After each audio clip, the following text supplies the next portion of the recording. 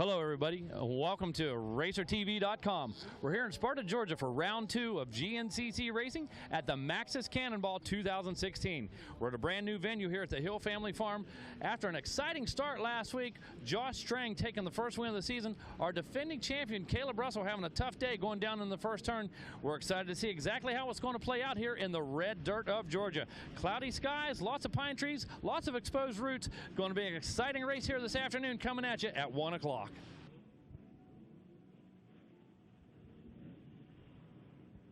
Alrighty, thanks a lot, Megawatt. And down here on the starting line. And beautiful Sparta, Georgia, as you mentioned there, buddy. It is a rather beautiful day. Some big clouds in the skies, some sunshine poking through here and there. And of course, the stage is set for a great second round of racing and the inaugural running of this, the Maxxis Cannonball GNCC.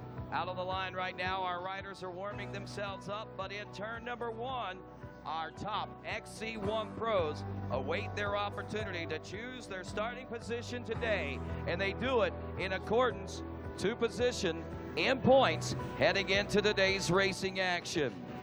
Rolling to the line first, he rides aboard the number 114. A former GNCC champion from Australia, fresh off the season opening win in Florida just 1 week ago. Riding aboard a Rockstar Energy Husqvarna Factory Racing Bell Ray Husky, Josh Strang. And rolling to the line second today, the surprise of all surprises just 1 week ago as the number 31 machine battled his way to a second place finish in round number 1. He hails from Australia on an NFAB and Pro Yamaha, the number 31, Daniel Milner. Rolling to the line today, third in points. He is your 3-time GNCC champion.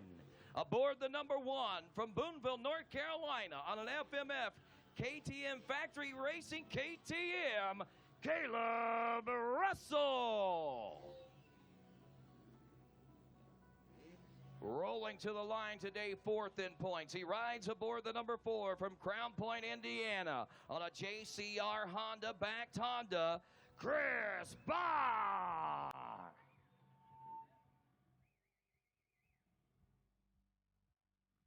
Rolling to the line next, he is 5th in points and last year's ISDE overall winner. Aboard the number 264 from Ekron, Kentucky on a Coastal Racing Rockstar Husqvarna, Ryan Sipes. Rolling to the line next, last year's rookie sensation. Riding aboard the number 314 from Belton, South Carolina on an NFAB and Pro Yamaha, Grant Baylor.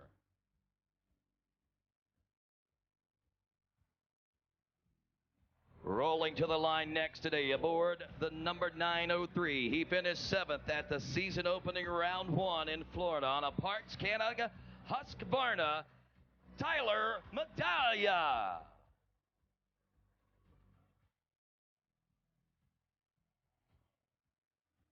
Rolling to the line next, he finished 8th.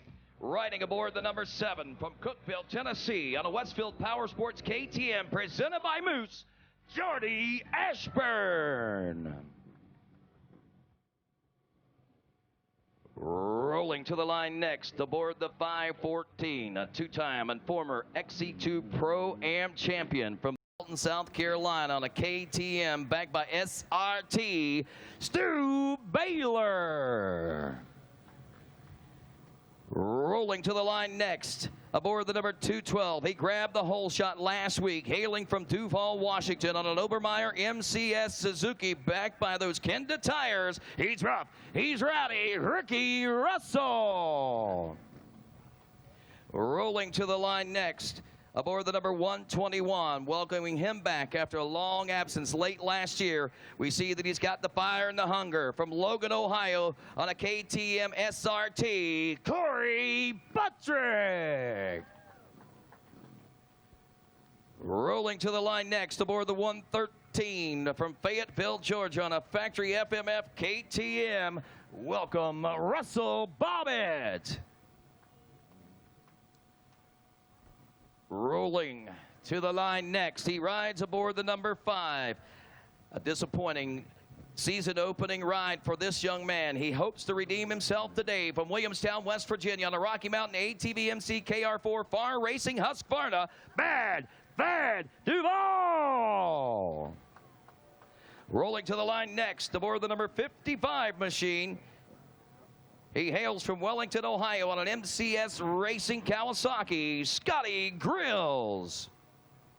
The number 22 from Cincinnati, Ohio on an Obermeyer MCS Suzuki backed by Kenda Tires, Chris Douglas. The number 8 machine from England, a 2-time XC2 Pro Lights Class champion on a low jack cycle cells JTR off-road Yamaha, Jason Thomas. And last and certainly not least, hailing from Canada on a KTM Canada Recluse Canada FMF KTM, Philip Cheney. And that, ladies and gentlemen, your starting lineup for this, the Maxxis Cannonball GNCC.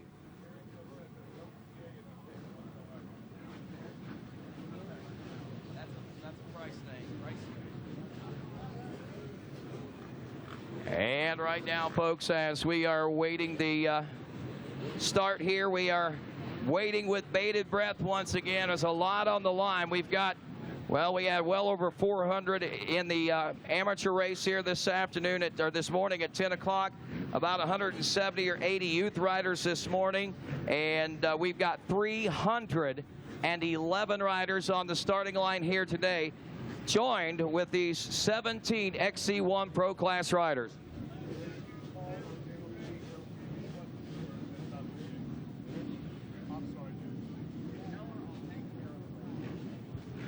Right now, ladies and gentlemen, we are awaiting the signals from Ricky Towery up there in turn number 1 as he will start this starting sequence here pretty soon. And my friends, it is a formula that we have all become accustomed to as he will signal these riders to 1 minute.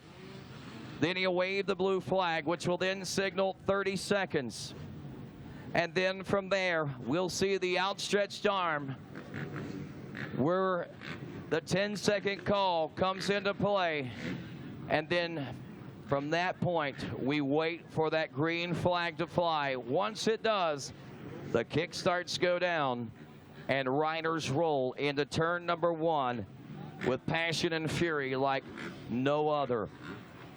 A lot on the line today, maybe for some. Caleb Russell wants to redeem himself after that first turn crash there at round number 1 and coming back to third. Daniel Milner, of course, wants to back up what he showed us here last week, being able to finish second place. And everybody else wants a slice of the pie as well. So here we go, folks, as Ricky Towery begins his starting sequence here. And this is where the nerves begin to tighten up for these riders. And those hearts begin to pound. It becomes tougher to swallow, and the eyes begin to widen as the 30-second flag is out. Shut them down, guys. Shut them down. Shut them down. Shut them down. We're about to go here at this Maxxis Cannonball GNCC, and I got to ask you folks before we get ready to go. I know it's a brand new race here in a brand new place, but I got to ask you, Georgia race fans, are you ready to go GNCC racing? Wow, it sounds like you are. So I think you got a little bit more energy than that. So let's try this one more time. I got to ask you one more time, Georgia. Are you ready to go Cannonball GNCC racing? 10 seconds. And row number 1, the XC1 Pro will be off and rolling at our Maxxis Cannonball GNCC.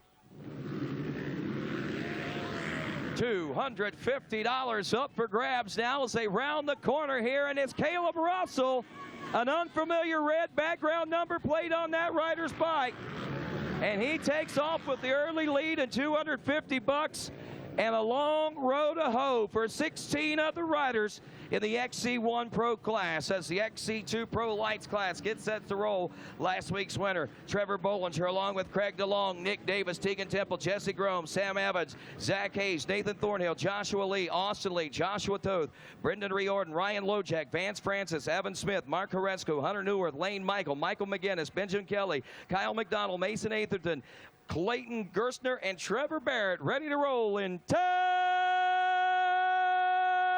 seconds.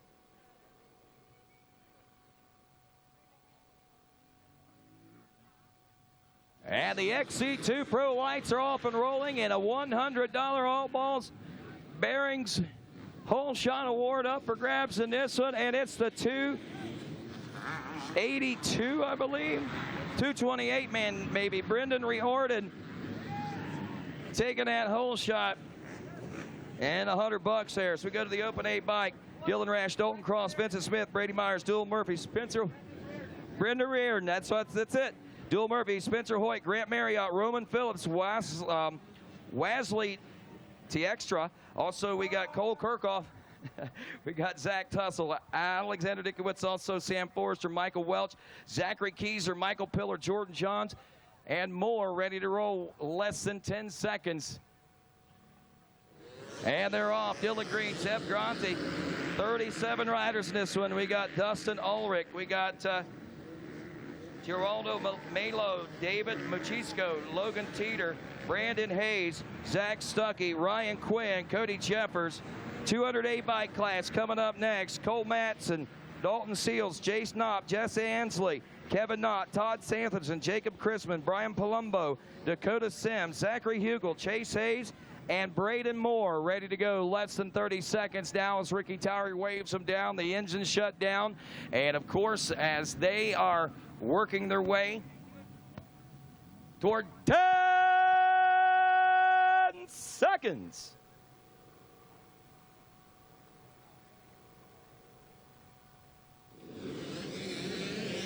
And the 200A class are off and rolling here. Cole Matson, along with the rest of the field, trying to make things happen. Who's it going to be? How about the 317? Chase Knopp from Mineral Wells, West Virginia on the T&S Trucking AOMC Green Electric back machine. 258 class coming up next. Christopher Vendetti, Eric Douglas, Andrew Boggs, Sean Benhart, Brewer Crawley, Evan Earl, Cameron Sisk, Brian Clementowski, also Gregory Coffey, Sam Shaver, Ryan Slopko, John Hugel, Ryan Cook, Alex Teagarden, Louis Verndell, also Lauren DeJean, George Kowalowski, Ryder Heacock, Anthony Federico, and more. Rounding that first turn now, it's the 45 machine. Out front, Sean Benhart out of Smithville, Pennsylvania. Benhart backed by Bell Ray, Triangle Cycles, HBD, and Moto Graphics. Coming up next, the 4-stroke A-Lights bike class. Braxton McGee, Hunter Shelton, Dustin Stanley, Drew Bolton, Colin Keegan, Connor Keegan, Christopher McManus, Dawson Dunnick, Russell Smith, also Hunter Knopf, Trey Jefferson, Dustin Simpson, William McNair. 10 seconds. Corbin Patton, Lorendo Sylvia, Cope Beckert, also Eric Souders, Tristan Landrum, Hunter Maddox, Alexandre Gouguian, and Andrew France, I guess that would be. Round the first turn, these riders roll down. See if we can pick up an early leader in this one. It's 7:04, and Tristan Landrum out of Nelsonville, Ohio, on the Mountain Power Sports Fly Racing Bonsai Engines back machine. Bonsai everywhere this year. That A30-plus bike class getting set to roll with Joe Marsh, Fabian Barada, Big Jim Steiner, Eddie Lojak Jr., Chris Levin, Jesse Robinson, welcome back, brother. Rick Malines, Matt Jankovic, also Ryan Emming, Jose Correa, Buddy Barnes, Leonardo Silvia, Graham Mattis, Joe Dean, and Justin Cross. Less than 10 seconds to go now for the Vet A30-plus class.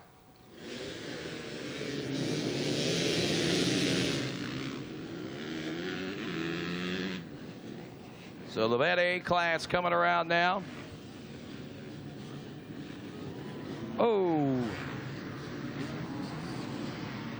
And next we go to the Junior AB 25-plus class. Joseph McCarty, Adam Clark, Mason Stevens, Kevin Simmons, also Aaron Miller, Lane Hosler, Brandon Peterson, Luke Towery, Aaron Studer, and Jeremy Dexter.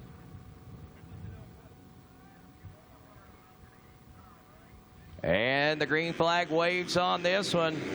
619 getting a good jump. That's Aaron Studer on the AOMC.MX P3 Carbon Pro Circuit Back machine. But it's going to be the 426 Honda grabbing the early lead, though, it looks like, in this one. I think that might have been Mason Stevens, might have been Joko McCarty. But anyway, Senior A 40-plus class coming up. Oh, shotgun Sean Remington out here with us. Joe Kessler, Scott Campbell, Brent Chichilla, Frank Tussle, Michael Crane, Bill Atkinson, Marcelo Correa, Jose Cotillas, Patrick Tobin. 10 seconds. Derek Pacheco, also Billy Schlag, Mark McGrath, Rob Brown, John Chambers, David James, Bob Bergman, and James DeBerry.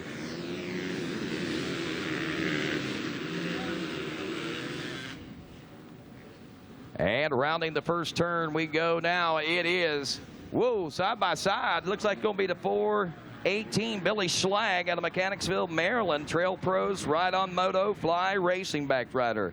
Senior B 40-plus class, Devin Ferguson, Dan Nyanko, Leon Whitaker, Mike Cockman, also Robert Lightfield, Jeffrey Flynn, Victor Roxa, Jorge Rivera, Christian Broombaum, Mike Zarabak. 10 seconds. Ronald Awad, Hector Snethen, Shannon Hatfield, Chris Kring. We got Will Gribben, William Lackey, Darren Darmos, and David Galliano.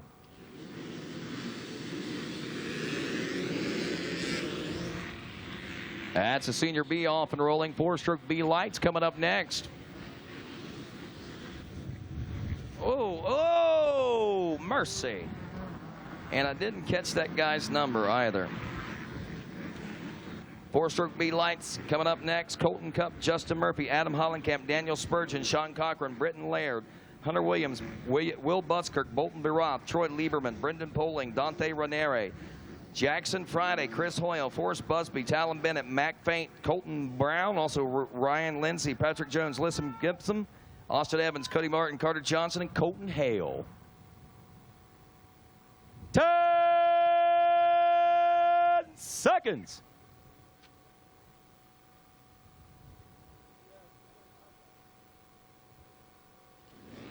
Four-stroke B lights class off and rolling now. Is that the 229 maybe? Husqvarna, Hunter Williams. Yes, it is. Hunter Williams. Wow, watch him go.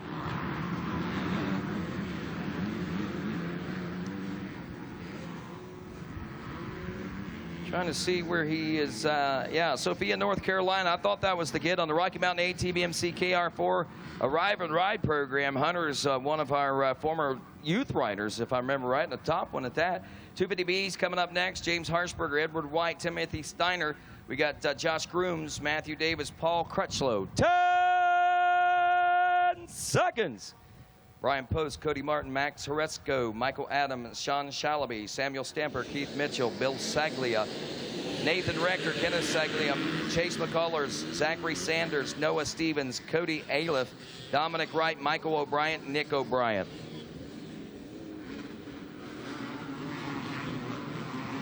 We got 200B coming up next. Cody Moorhead, Jordan Overfield, Garrett Freer, Teague Securo, Mike Delisle, Johnny Manera, Adam Parker, Randy Smith, TJ Weber, Garrett Robertson, Cash Jacobs, Connor Campbell, Nathan Davis, Chase Colville, Hank Hayes, Steve Morris, and Hunter Harbs.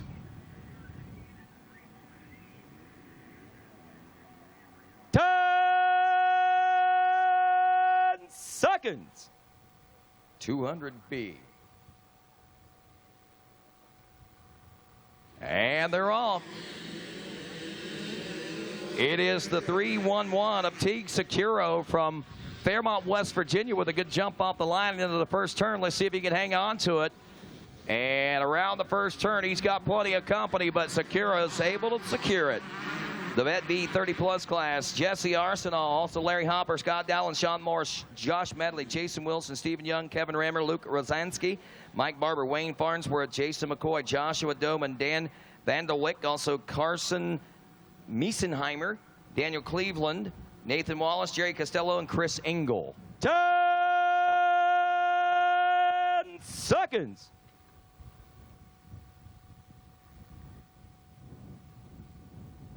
And they're off.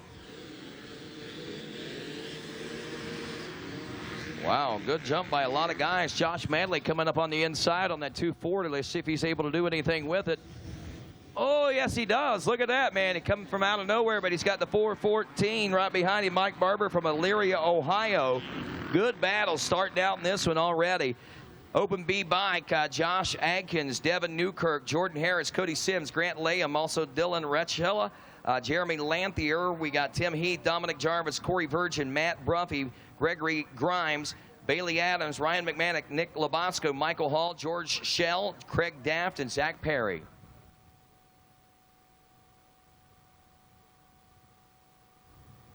Open B off and rolling as that green flag waves now. 8:07. Craig Daft out of Elkins, West Virginia on his KTM taking the early lead. Looks like going to be that. Oh, and the whole shot. Mercy sakes, one Yamaha goes down, takes every other Yamaha out except for one. Wow, that was a little tough one, but he's back up on his feet and he's rolling. And of course, that means GNCC is in full swing here at the Cannonball. RacerTV.com's live and continuing coverage here from Georgia will continue right after this. Check 1, 2. Yep, it works. Any engine. Any season. Check, check, check, check. At home. At the track. Or on the trail. AMSOIL for any engine.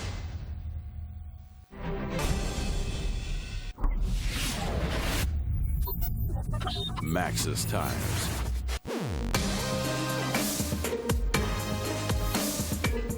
Here at Rocky Mountain ATV MC, our goal has always been to get you the best price and provide quality service. Now, we're giving you one more reason to shop with Rocky Mountain. We call it Quick Cash. It's simple to get. Just place an order with a qualifying Quick Cash item and get cash to spend on your next order. Try it out today. RockyMountainATVMC.com. Get ready. I'm a sore loser. I'm a sore loser. Losing is not an option for me. Be the best. The best? The best. You have to have the best equipment under the hood. That's why I only use Cometic products in my engines. Cometic gasket. Cometic gasket. Cometic gasket. Cometic gasket, a superior quality gasket For those of us who demand the highest level of performance.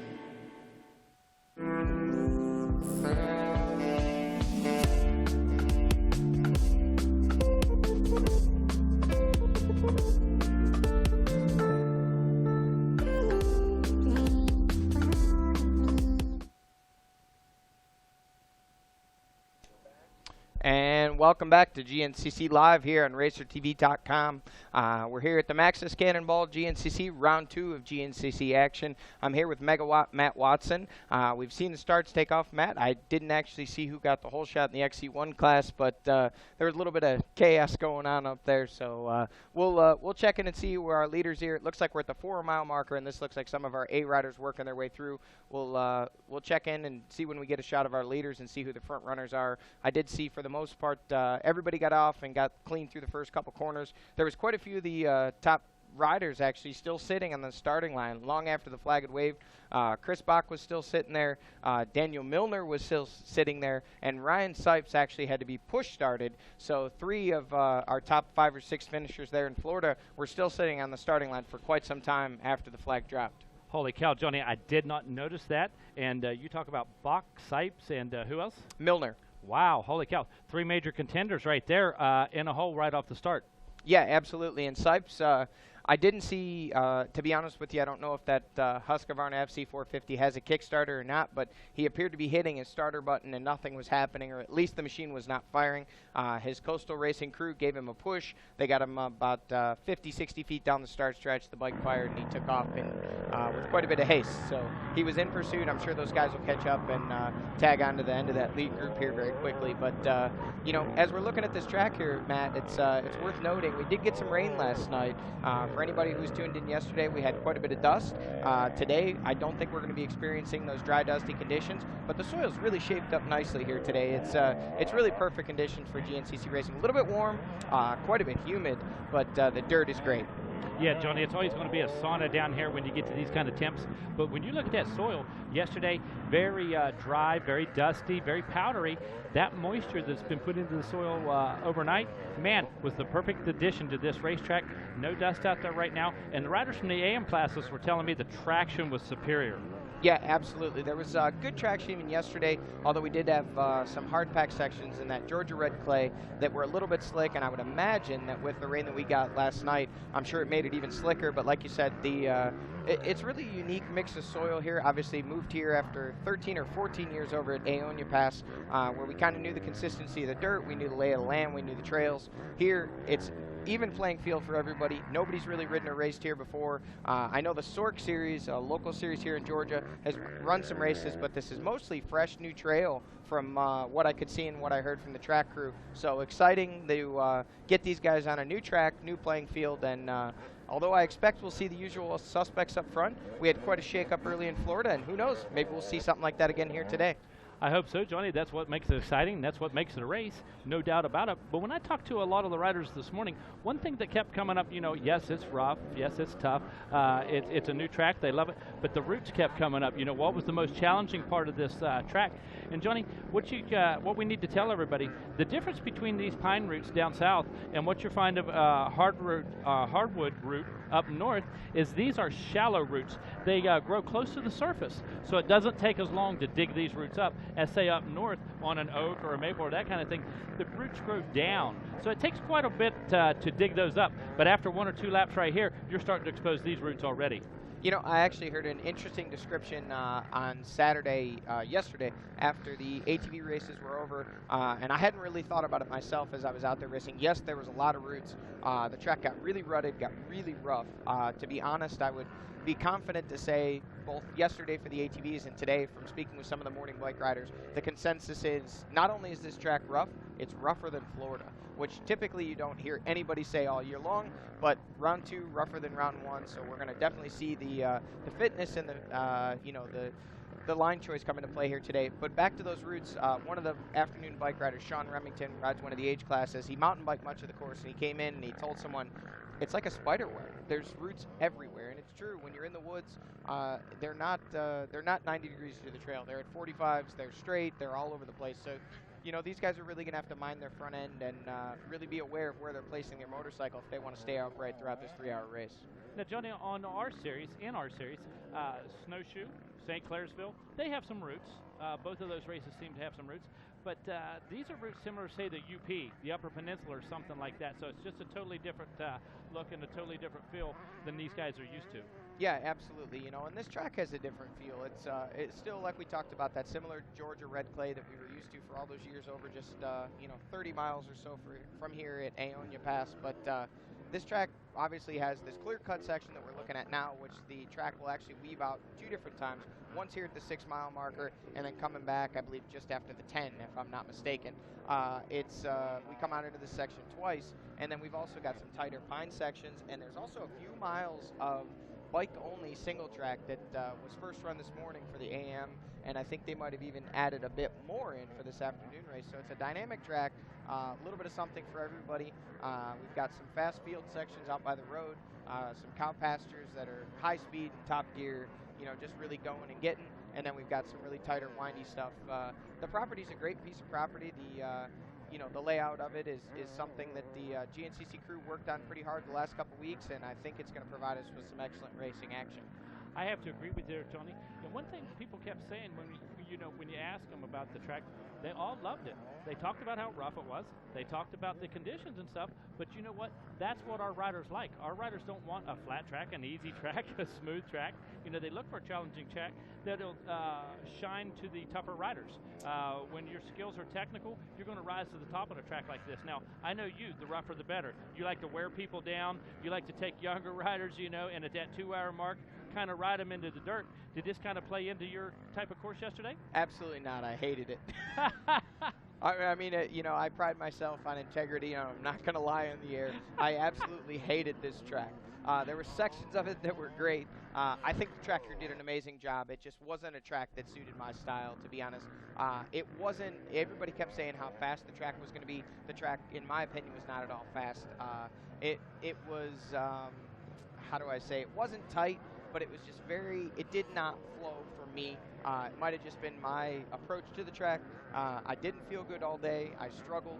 Basically, normally I struggle early, and then, as you said, kind of coming towards the end, I actually was doing decent the first lap, was still within sight of the leaders, and then the wheels fell off the bus. And I mean, I stalled my four-wheeler more than probably a 5-year-old learning how to ride his first motorcycle yesterday. So I couldn't keep the machine running. It was my fault. Nothing wrong with the bike. I didn't actually have any crashes, but I smashed my fingers and my hands about 100 times in the soft sections. I just struggled. It wasn't my day. I soldiered through it. I came out of it with top 10. We'll call it good. We'll move on to North Carolina. But to answer your question honestly, no, this track did not suit my style. No, I did not like it. No disrespect to the landowner or anybody here, but I hope we don't come back. That's my feeling now. I'm sure I'll change my mind once I get home and realize that it was just a bad day for me. Johnny, that word tight kept coming up yesterday. You know, you talk to people on the podium, and oh, it's tight, it's tight. I'll be honest with you, not one place that I walked did I find it to be, you know, my definition of tight. Well, and that's kind of what I was getting at. Like, if you walk the track, and even when you're riding it, it doesn't seem tight. It actually is pretty open. Definitely not fast, but it is open. There's some sections where you can kind of get up there. There's one fast section over probably just after the 10-mile marker where it's a long fire road. You know, that obviously is one of the faster sections I've ever ridden in GNCC racing, as a matter of fact. But that's about a short quarter to a half-mile section. The rest of the track, although it's not tight, in terms of the trees being tight, it's very turny. The track is constantly left, right, switch back, switching inside itself.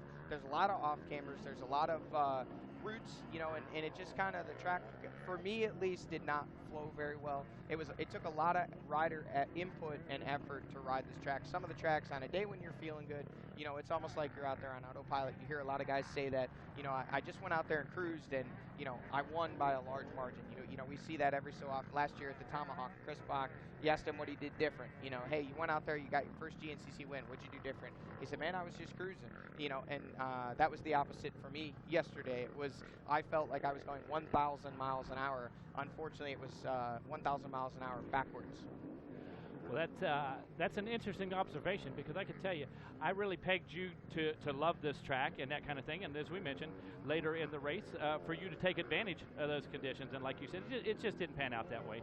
But you know, I mean, Georgia historically has been very good to me. We were at the same facility for a number of years over in Aonia Pass, and you know, I guess it was just something jived with my riding style there. And this is an awesome facility. The dirt is great. The track is great in terms of providing excellent racing action. You know, I'm not naive enough or I guess egotistical enough to believe that, you know, just because I didn't like the track, it's not a good track. It was a good track. It was fun. It was safe. It was, you know, it provided an excellent racing surface. It just did not suit me yesterday. So we'll go home, regroup, and if we do come back here next year, we'll definitely come back better prepared. You did mention some single track that's added for the bikes only out there.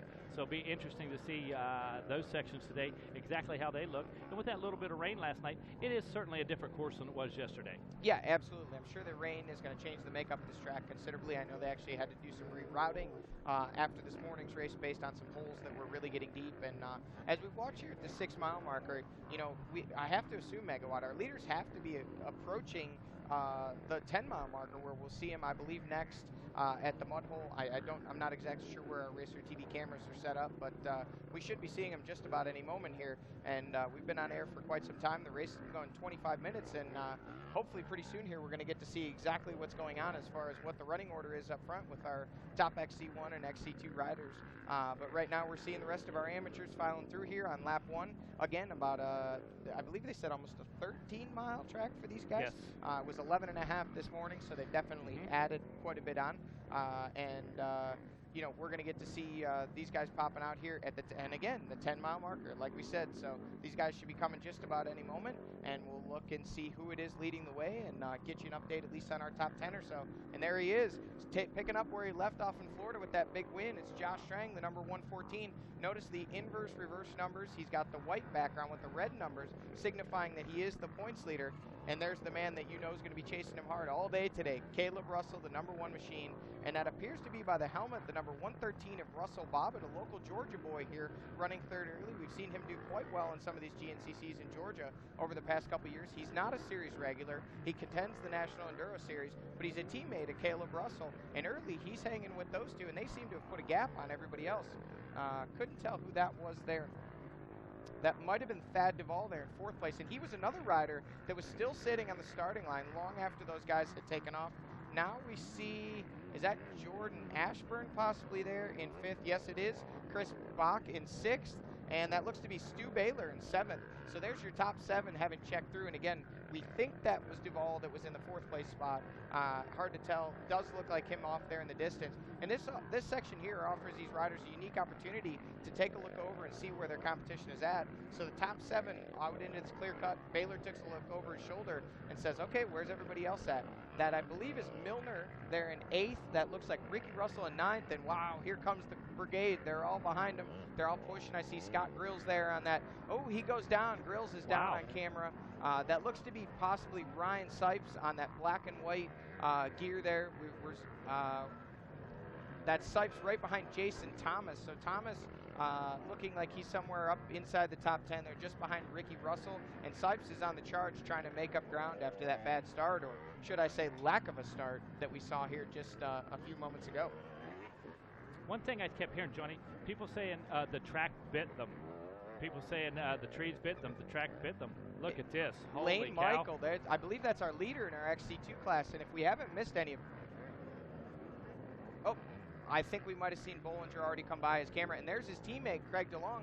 So it looks like possibly Bollinger out front, Lane Michael in 2nd, Craig DeLong in 3rd. So 2 of those Coastal Husqvarnas in the top 3, with the JCR Honda of Trevor Bollinger possibly leading the way. We'll check in here. We'll see these guys in just a couple of miles at the finish.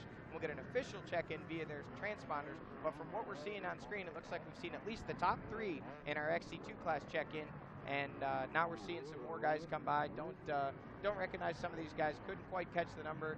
We got a 3-digit KTM rider there. We'll have to see when he checks in. So possibly some new faces up here in the top 5 in the XC2 class. But the XC1 guys, we saw the top 3 checked out a little bit with Josh Strang leading the way, Caleb Russell 2nd, Russell Bobbitt in 3rd. Again, we believe that was Thad Duvall in 4th, followed by, I believe it was Jordan Ashburn, Chris Bach, and Stu Baylor. We did not actually see Grant Baylor unless we missed him on camera. He is outside the top 10, so we'll have to wait and see. He should be wearing the same gear as Milner, so it's possible that we mix those 2 up, but one of the 2 of them was the top 10 and the other one was not. So now 30 minutes of racing in. There is Grant Baylor. There he is. Unless that's, we got excited. That could be Nick Davis. We forgot we have a 3rd one wearing the same gear on that Ampro Yamaha team. That could possibly be Nick Davis. So we'll have to wait and see when these guys check in. But 30 minutes in, and we still have not completed 1 lap. So this is going to be a long lap of racing. I think we're going to see, we would think a 6-lap race, but you know, with them still having almost 3 miles left, this might turn out to be a 5-lap race, Megawatt. That's very true, Johnny. Hey, I want to tell you, I had an opportunity to talk to Rick and Roger Michael. Rick Michael, of course, being Lane's dad. Roger is Lane's uncle. Let me tell you something. They went down to Florida. As we remember, Lane came through, I believe, in the lead or 2nd place. I can't remember, XC2, maybe the lead. And you and I were sitting right here. A gentleman went right through the mud, 3 feet to the left of Lane, and it was 1.5 inches, 3 inches deep maybe. Lane went 3 feet right of that and buried that bike to the seat. Game over right away. We saw the disgust. He threw his head down. You know, and no disrespect, but the bottom line was he knew right then. you know, threw in the towel, saved the bike, didn't try to start it and waste the motor. But I can tell you. Actually, I don't want to contradict you here, but Lane was at dinner with us last night, or at a table across from us, came over and sat down, was talking to myself and Becca Sheets and a few of us that were at the table. He we were didn't talking quit. about the race. No, he actually got up, got going, back into the top 10, and was reeling in a group that was running top 5. Then had his back end kick out, hit a tree, hit another tree, and completely waffled the front end of his bike, crushed the front wheel, bent the triple claps, did quite a bit of damage to that Coastal Husqvarna, and eventually, although he did finish, was far off the pace. But so getting stuck in that water was just the beginning of his problems on the day. And as you mentioned, just a foot and a half to the left, it was only an inch deep. Take that even further, he explained how it happened. They had two lines that looked almost identical, about 100 yards apart. One they went to the left of the stump, the one they went to the right. Lane got him mixed up, and he ended up submarine. Bad time to be dyslexic, Johnny. I can tell you that. No doubt about it. Well, I don't know if Lane's dyslexic, but he made a mistake. He paid for it. I'm sure he's learned from that. But he's running strong here early in the second place position from what we can see. You and I weren't familiar with that second half of the story last week because, like I said, his shoulders dropped, the head dropped. Yep. We noticed he didn't hit the button. He was smart enough. He didn't want to suck water back into the motor. So as they shoved the thing out, this guy gets back on. Rick says he comes by the pits on the rear wheel, eyes full of fire, and then, like you said, has troubles afterwards. So the water hole, the very least actually of his problems, they pushed it out there, got it going again, and then they just compounded after that. So look for Lane to do big things today. Yeah, and sometimes that happens. Obviously, we saw that even with Caleb Russell at the last race. You know, he had a rough first lap. We later found out he had several run-ins with Thad Duvall and some other riders and spent more time on the ground than he did going forward. We got to see the heated exchange between the two in the pro pits at the end of the first lap. There were some hand gestures and, hey, buddy, you're my friend, but I'm not your friend right now kind of a thing. And when it all was said and done, Thad was quite a ways behind, or I'm sorry, Caleb was quite a ways behind, worked his way up, finished in that podium spot. And Thad, unfortunately, had some mechanical issues and actually sat the rest of the day out. So I believe we should be seeing these guys pretty soon here, working their way very close to the finish line. We should get an update exactly who our leaders. We see Jesse Ansley there on screen. He was one of our top amateur riders, won that 200A class in Florida. And here we go. Look at this, a new leader. Caleb Russell, the #1 machine, wasting no time in getting into the front, but hot on his heels. The points leader, Josh Strang. These guys are putting a torrid pace down early. Russell Bobbitt was with him in third when we last saw. Let's see if he's still there. Looks like he's dropped a good bit of ground, but he's still pretty close within striking distance there. The number 113 of Russell Bobbitt. Now we'll wait and we'll watch for the number 4 ride, or I'm sorry, the 4th place ride of the number 5 of Thad Duvall. And there he is. He's hard on the charge. He's pushing his way through, and it looks like he's trying to make up some ground on those top 3 after, as we noted, still sitting on the starting line where those guys were long gone.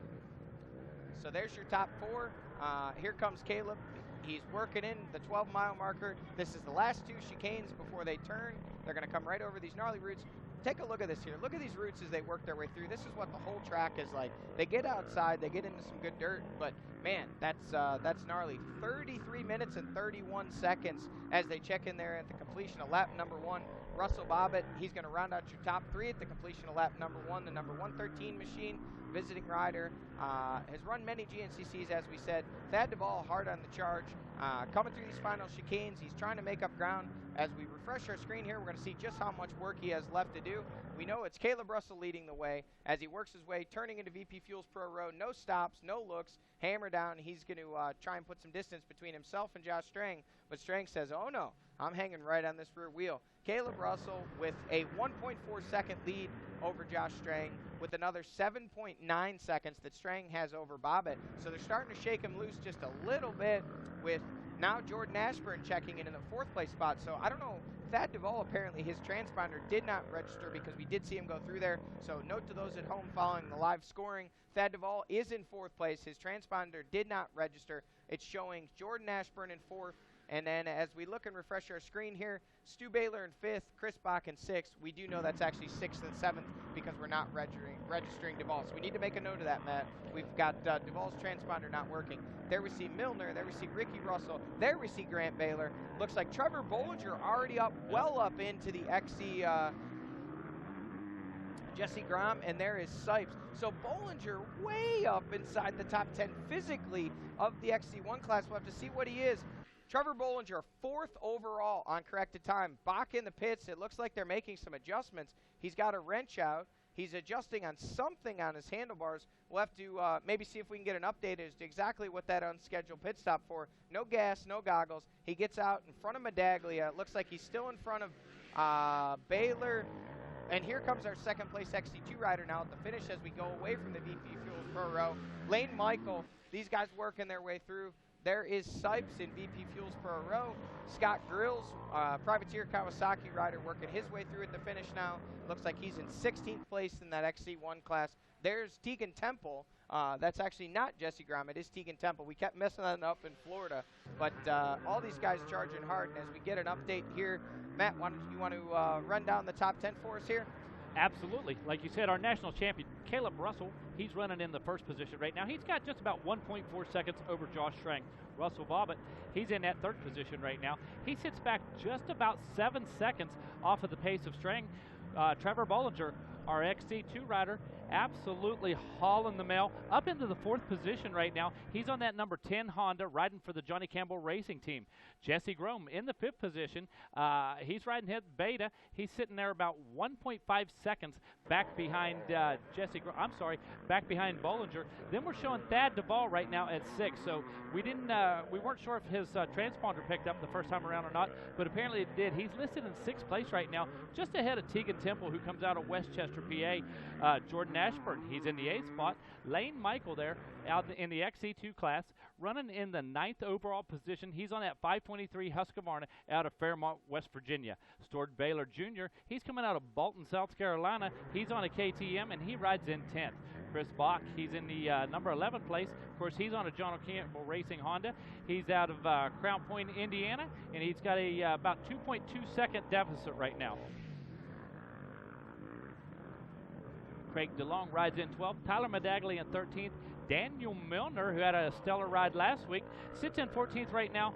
15th belongs to Evan Smith. And with that, Johnny, that's your top 15 right now. And no more than about 3-4 seconds between immediate riders. But then you get down into about 18, 16, 17, 16 seconds when you're looking 7th, 8th, 9th position. Yeah, we've got some big gaps from that 6th place position on back.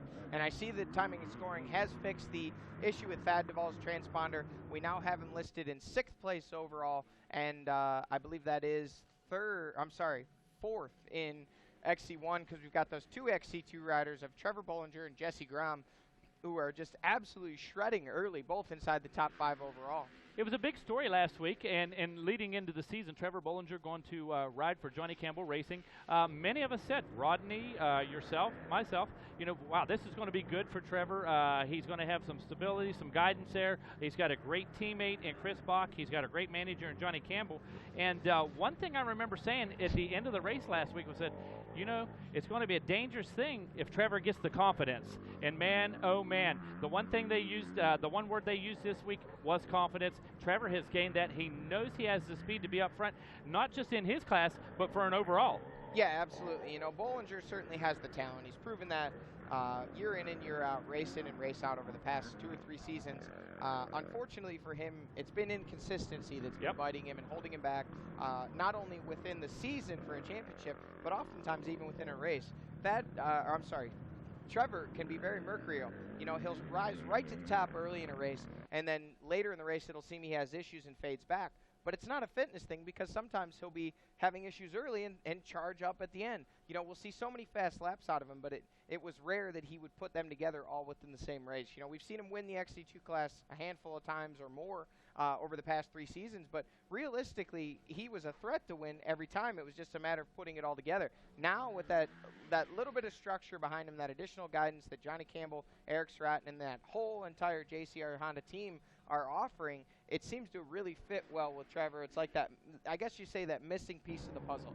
Absolutely. And it sure is working. The puzzle looks great on paper right now, because with a commanding lead and, commanding win at round 1, really dominant pretty much from about the halfway point of the race on, was never really headed, won by over 2 minutes, and here early, although he's got some pressure from Jesse Grom, he's in the driver's seat leading the way.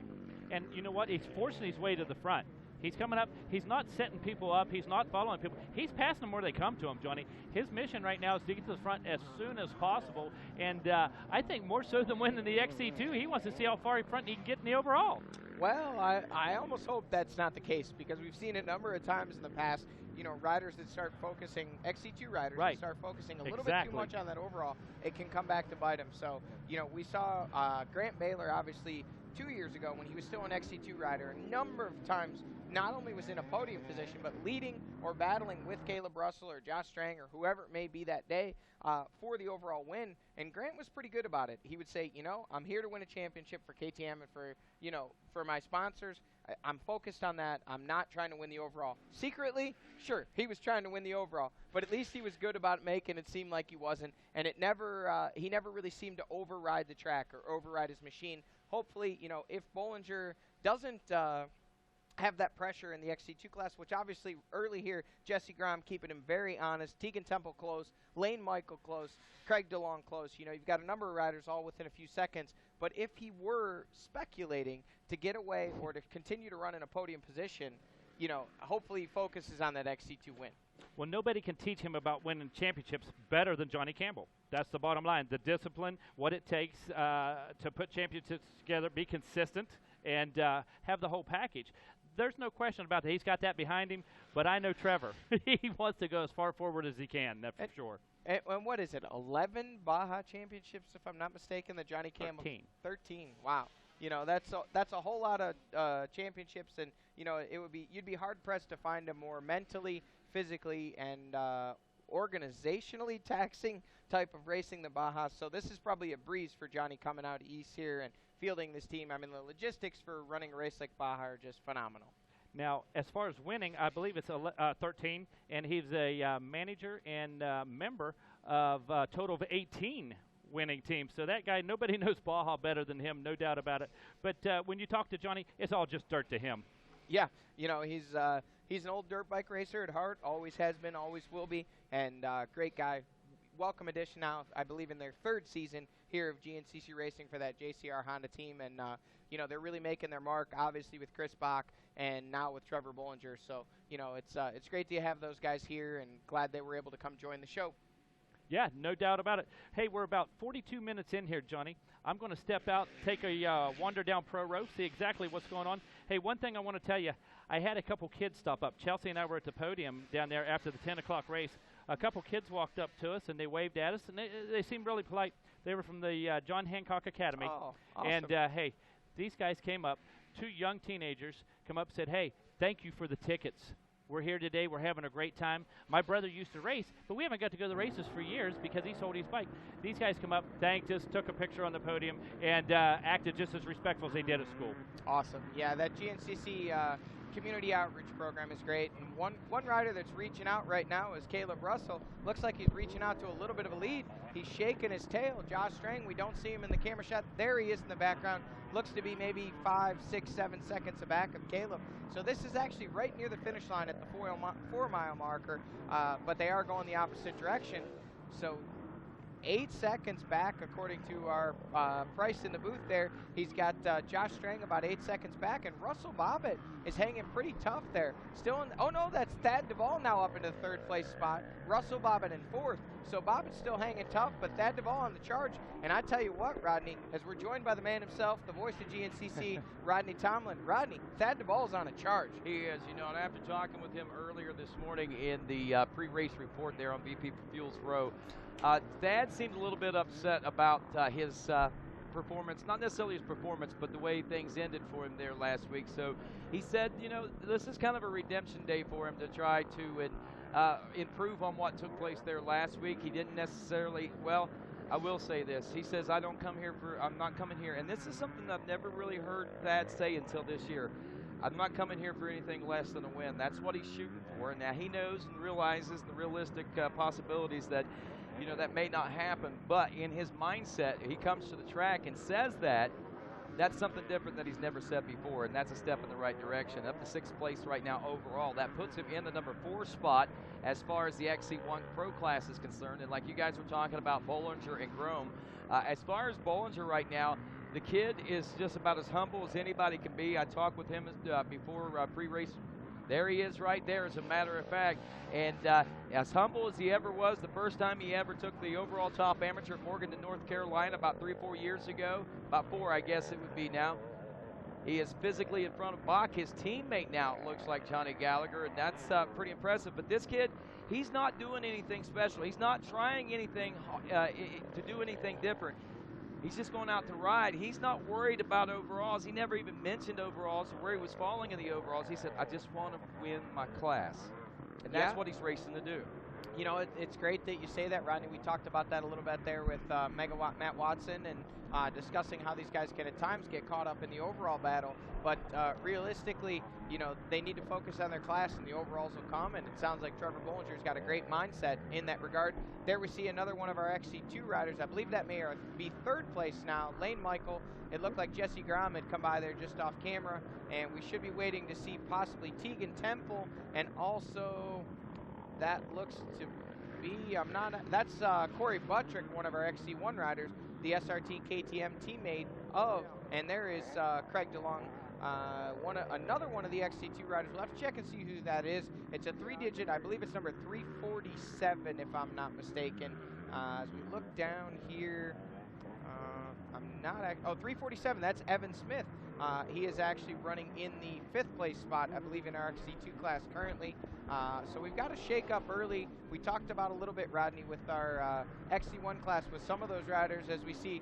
I believe that's Coastal team owner. I believe that is, in fact, Scott Kiger out there in the woods. Yeah, I think so. He's running a pit board for his riders, and, you know, he's got quite a business to take care of at home. But he's out here at GNCC racing with us, and he's fielding quite an effort this year with not only a motorcycle team with Ryan Sipes, Lane Michael, and Craig DeLong, but an ATV team with Bryson Neal and Eli Kiger, and then also a UTV team at our 6 UTV rounds. So those guys are busy there. They most certainly are. I had a chance to talk with Barry Hawk from that team this morning also, and, you know, he really feels... you know, he couldn't have stepped into a better program than what they've got going on over there. They've got a great 2-wheel program. They got a great 4-wheel program and a great UTV program. And Barry said that he literally helped set up every one of these bikes and ATVs for the racing. And he told these guys, he said, we got bikes to win on. There's no reason why you guys can't go out and do it. So these guys are comfortable on the machines. They're confident in their machines, and I think that their riding is proving. We saw it there with the 4-wheeler team there yesterday with Bryson and Eli, and I think we're going to witness it again here today on the 2-wheel side of things. Yeah, absolutely. With Lane Michael running very strong early, we believe in 3rd place in that XC2 class. We may have missed Tegan Temple, so he's either 3rd or 4th. But, you know, Sipes, a little bit of a struggle here early. His bike did not start on the line. He's been trying to charge his way up through. When we last saw, he was outside the top 10. But here we see at the 6-mile marker, Caleb Russell, and he looks like Strang is sawed away a little bit at that 8-second lead. Looks like it's down maybe somewhere around 5 now. So Caleb put in a sprint, tried to get away, but looks like Josh Strang has said, nope, I'm going to latch back onto that rear wheel and take a ride, buddy.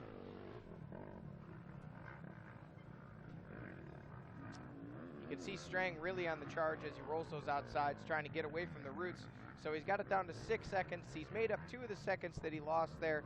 And we'll wait and see. Thad Duvall was not at all far behind when he last saw. And there is Thad. So he's still continuing to chip away little by little at that gap to Strang. And he wants to make this a 3-rider battle up front. Next, we'll be expecting to see Russell Bobbitt, the number 113 factory KTM machine. But it looks like he's definitely lost some ground here. And there he is. Can't miss that helmet. You can see, looks like he's lost just a little bit of the intensity. He was riding really strong there early. You know, he's still running very strong in that 4th place position, but definitely lost some ground on our leaders there, Rodney. Yes, for sure. And right now here on lap number 2, we see that our leaders are due in about 18 minutes or so. We're approaching the 50-minute mark as we see the number 7 machine making his way in this site now. It's Jordan Ashburn, and of course, I'm thinking coming up here pretty soon, we're about ready to see the front part of that XC2 Pro Lights class, and we'll see whether or not we still got the lead being held by Trevor Bollinger, and I know that right now Megawatt is standing by down in the Johnny Campbell Racing pits, and we're going to check in with what's going on down there. And I'll tell you, Matt, right now it really seems like things are going pretty good for JCR once again.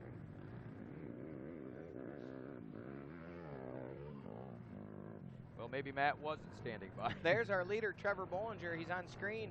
He is the leader in our XC2 class, and man, he's really up there. I believe he's physically physically 7th. That's Stu Baylor in front of him in 6th place in the XC1 class. So he's still well within that top 5 once they correct that minute that he started behind. We'll now watch for our 2nd place XC2 rider and wait and see who that is. That appears to be Jesse Grom. There he is. Now that's definitely Grom there on screen, followed by, is that Craig DeLong in 3rd? No, that was Ryan Sipes. That was the XC1 rider for the Coastal team, followed by Chris Bach. And there we see Tyler Medaglia, Ricky Russell, and it looked like Jason Thomas possibly. 3 more XC1 riders working their way through. Now we see Chris Douglas, and there's Tegan Temple. So that's 3rd place in the XC2 class. Now we've seen our top 3 and about our top 10. Grant Baylor, he's a ways back, really struggling here early. You know, we've seen him kind of make those charges later in the race. Here comes our 4th place XC2 rider, Lane Michael. He's really hard on the gas and looking great today, kind of trying to avenge that rough day he had in Florida, possibly riding. Wow, I tell you, taking a look at these results right now, it's a far cry different than what we were seeing in the sands of Florida just 1 week ago. I mean, really about the only difference I'm looking at right now is, well, the same anyway. Trevor Bollinger leading the XC2 Pro Lights class, and Josh Strang is up front. You know, the big thing that stands out is Daniel Milner all the way down there in 15th place overall. He was so strong early, and Rodney, I haven't seen him come by on screen here. I'm wondering if he may not even be further back than that, because we had, now Grant Baylor was 18th place overall, but I'm pretty sure that was him we saw on screen, up into the top 10 physically at least. And we've lost Daniel Milner unless we missed him on screen. Well, I'm telling you, man, I've got faith in Daniel, man, because after what he pulled off there last week, man, pretty impressive stuff. Like we were saying, riding wormholes, man. He was at warp speed last week, and I kind of expect, and he came on later in the race, and that's one thing that he told me during today's pre-race interview. You know, he kind of, you know, got off to a pretty decent start and everything, but he kind of struggled about the midway point. But really toward the end is when he started clicking it up, just like I guess Caleb and the rest of the guys did as they went for the battle for that 2nd place position there. Yeah, you know, and one thing interesting of note, and actually I had some younger riders come up to me on Saturday morning that actually have type 1 diabetes, and they've been consulting with Daniel Milner on Facebook because he is a type 1 diabetic. He's had some issues with his regulating his sugar. I'm not a doctor. I don't have any friends or close relatives that are diabetic, but I know it's quite a chemistry puzzle, I guess, if you will, to keep their sugar at the right area or the right levels, I guess, if you will, during the course of a race, you know, because with your exertion and the calories that you're burning and how it all works, you know, their body produces and I guess processes sugars and enzymes differently. So Milner really been working hard this offseason, not only with his physical training, but also monitoring those levels. And he's actually really cool to hear that some younger riders that are having those same issues reaching out to him, and he actually told them, hey, why don't you guys come by the Ampro Yamaha Semi? I'd love to sit down and talk with you about it and, you know, at least fill you in on some of what I'm doing, talking about the type of monitor that he's using and all that stuff. So it's a great on to him as a professional to really take the time with some younger riders to help them through the similar struggles they may be having. Yeah, and he sat down with us also, Johnny, and it seems like that's the question on a lot of folks' minds, obvious reasons, and we did talk to him a little bit about how he got that under control. Yeah, well, I got type 1 diabetes, and that makes it pretty hard for such a long race, is to kind of keep my levels, you know, at a good number, especially, you know, the last hour is kind of when it wants to drop. My sugar levels want to drop and makes it hard. So, I mean, we've got it pretty sorted out this year with my mechanics. They've got handoffs there that helping me out. I have a machine that actually, there's a little thing that's in my stomach and it Bluetooths to a screen, and I have the screen on the bar pad so I can read what it's doing and know what my sugar levels are doing, and, you know, it makes me a bit more confident knowing that, you know, I'm all good and then I can charge, and I mean, everything's working good so far. Well, I tell you what, if you can't figure it out by yourself, let technology help out, man. That's a great idea and a great plan, and, you know, that's something that I'm sure we're going to see a lot more of in the future for people in that situation.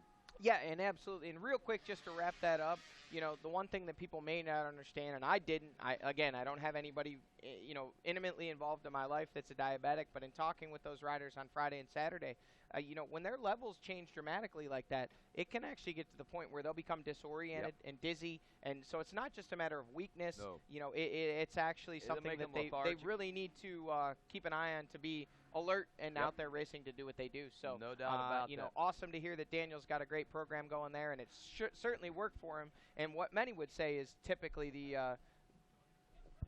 the most physically demanding race, which is in Florida. So, you know, it was good to see him up in there battling, and to be able to, you know, to be able to go and do as well as he did. Obviously, they've gotten some things figured out. So as we sit here at the 6 mile marker, we're watching as some of our 8 riders are working their way through. We'll next see our XC1 riders at the 10 mile marker. Again, when we last saw them on screen, it was Caleb Russell, Josh Strang, and the 3rd place ride of Thad Duvall, who started on the charge. It was Russell Bobbitt in 4th, and rounding out the top 5, it was Jordan Ashburn. So those guys are nose to tail doing battle there between at least Russell and Strang. Only 6 seconds separating those guys. And, you know, I got to say, Rodney, when it comes right down to it, I think they might be a little closer than that when we see him next. And Thad Duvall on the charge. This is going to be a 3-rider battle. I'm going to call it right now. Well, I'm glad that you're looking in that direction, because indications are pointing certainly in that direction. But like we know, it is a 3-hour race, and we're just barely an hour into it. But I have a feeling, man, the way things are starting to shape up with what we saw there last week, you could be very well right. And, you know, it's pretty neat going back to earlier interviews with our pre-race reports and stuff today, talking with Josh Strang. You know, he comes in with a lot of confidence, but it's not a false confidence, because he realizes, yes, I beat the field quite handily last week. Yes, I beat Caleb Russell, but he also realizes that Caleb had his struggles. He had to fight from behind. But what Josh did say is that he feels now better about being able to race with Caleb than he has in the past. He's got the confidence up. He's got the speed up. Obviously, the training program has really stepped up in the offseason for him. So, you know, he feels like he's got things dialed in where if he's not as fast as Caleb just yet, he's getting pretty close to that. And he's reaching forward, and he just keeps reaching to try to reach that goal. Yeah, absolutely. You know, I don't think it would be necessarily correct to say that Josh isn't as fast as Caleb, or maybe he thinks he isn't as fast, but man, today, you know, he's proven that he is as fast. And obviously in Florida, you know, we can only judge things by the measuring stick we have in front of us. And Florida so far was our measuring stick. So for 2016, Josh Strang is the bar. Everybody else is trying to raise up to. And he was the bar in 2010, if you remember right, as well, because he won the championship then. And then he and Charlie Mullins became the bar in 2011. And then from that point on, it was Mullins and Russell. And it's just kind of progressed from there. And if you want to even back up a little bit further beyond Florida, you know, Strang was really the bar things were measured by at the end of 2015. With Caleb Russell out with that knee surgery, he was sitting at home. Obviously, we now know Caleb's 100%. He's strong. He's going to be back battling with these guys. But Josh Strang, no disrespect to these other XC2 or XC1 guys, but Josh Strang was really the class of the field throughout those last 3 races of 2015 after Caleb Russell exited, and even winning Unadilla, where Caleb Russell was racing but was there just kind of to quote-unquote salvage points, ended up charging back to a 4th place finish. But nonetheless, Strang was the bar those last 4 races. You know, he was the guy that, you know, everybody was chasing, everybody was trying to beat, and, you know, he was the one that was consistently up there week in and week out. Obviously, Thad Duvall getting a win at Somerset, you know, commanding win at that. But Strang was the guy week in and week out that was up there kind of leading the way. And that's obvious when we saw the obvious, I think, meshing of his program. We saw it happening all season last year, but those last 4 rounds, maybe it was a combination of the confidence that was gained by knowing that now he was the #1 guy since Caleb was out. Maybe it wasn't. Maybe I just think it is all coming together, and it just happened to be at the same time, to be honest with you. and Josh is continuing to reach and strive for the level that Russell is riding on right now, and that means that everybody else is going to have to pick it up as well, and I think that's what we're going to see, and I think that's what we're witnessing, honestly. There they are. Look at this. Look at this now at the 6 mile mark. Rodney, I just saw a third fender in there. There he is, Thad Duvall. They're 1, 2, 3, nose to tail.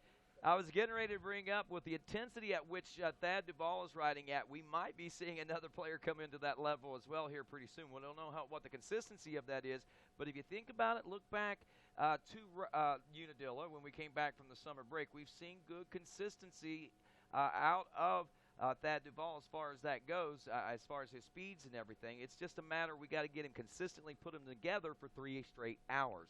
Yeah, absolutely. You know, Thad was riding amazing all throughout, 2015, ultimately ending up number 5 for the year, which, correct me if I'm wrong, I believe that is his best overall finish in his entire career. And that was with a number of mechanical issues last year.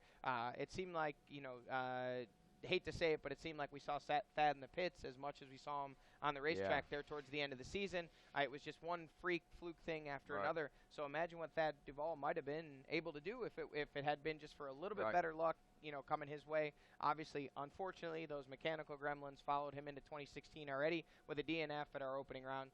There is Jordan Ashburn in the 5th place spot. We did see Russell Bobbitt sneak by on camera there while we were talking about Thad. So Ashburn in 5th. The number 7 Westfield Power Sports KTM machine, put in a solid ride in Florida, was up there for quite a while. Don't remember exactly where he ended up finishing, but I know it was solidly inside the top 10. And it looks like that is Stu Baylor, that SRT KTM team member, there now in the 6th place spot. As we wait and watch, I believe the next rider we may see should be the bright fluorescent. Oh, no. So there is Milner. Yeah. So, wow. So that maybe it was Baylor that we've lost then from that group, because that definitely was the number 31 Ampro Yamaha of Baylor, and there was Bollinger. He just snuck by there on that JCR Honda 250F. Can't miss him in that bright riding gear. I think he's got a battery pack on his back for that one. Look at remember when we saw him earlier in this lap, how tight the gap was between he and Grom? Looks like that has started to, it has opened up quite a bit now. And I know Megawatt standing by down in the pits now with Johnny Campbell headed that way anyway.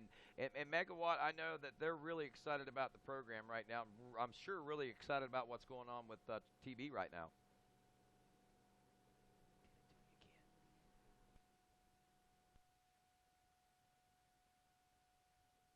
No question about it, Rodney.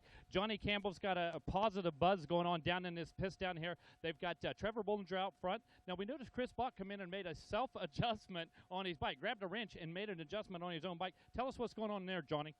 Yeah, it seems like he just wanted to make a minor adjustment on his fork, so he just came in and make a quick stop. Better to do it early in the race than suffer through it. So he should be good to go now. We'll see when he comes back around how he's doing, but yeah, Trevor is moving forward in a rapid pace, so this race is still early, and anything can happen. No doubt about it. Thank you so much, Johnny. We'll check in with you later. Back to you, Rodney. All right, thanks a lot, Megawatt. We're watching on screen right now here at the 6 mile marker his other team rider there, Chris Bach, who is a little further behind the second row starter there. So Chris Bach is evidently finding some sort of struggles today for whatever reason. Hopefully he is able to get things together as things roll on here. But man, again, Johnny, I heard you talking about it earlier. This track right here has the potential to offer some surprises maybe to you, I guess, huh? Yeah, absolutely, Rodney. It's not the run-of-the-mill racetrack. It's the consistency of the dirt, the way the track's put together. It has a unique flow to it. In other words, in my words, it has no flow. But you'll be going along, and it's great dirt, and it's just rooty, and you're kind of on the gas. And looks like Medaglia definitely having some problems. He's standing up, going slow, looking down at his motorcycle.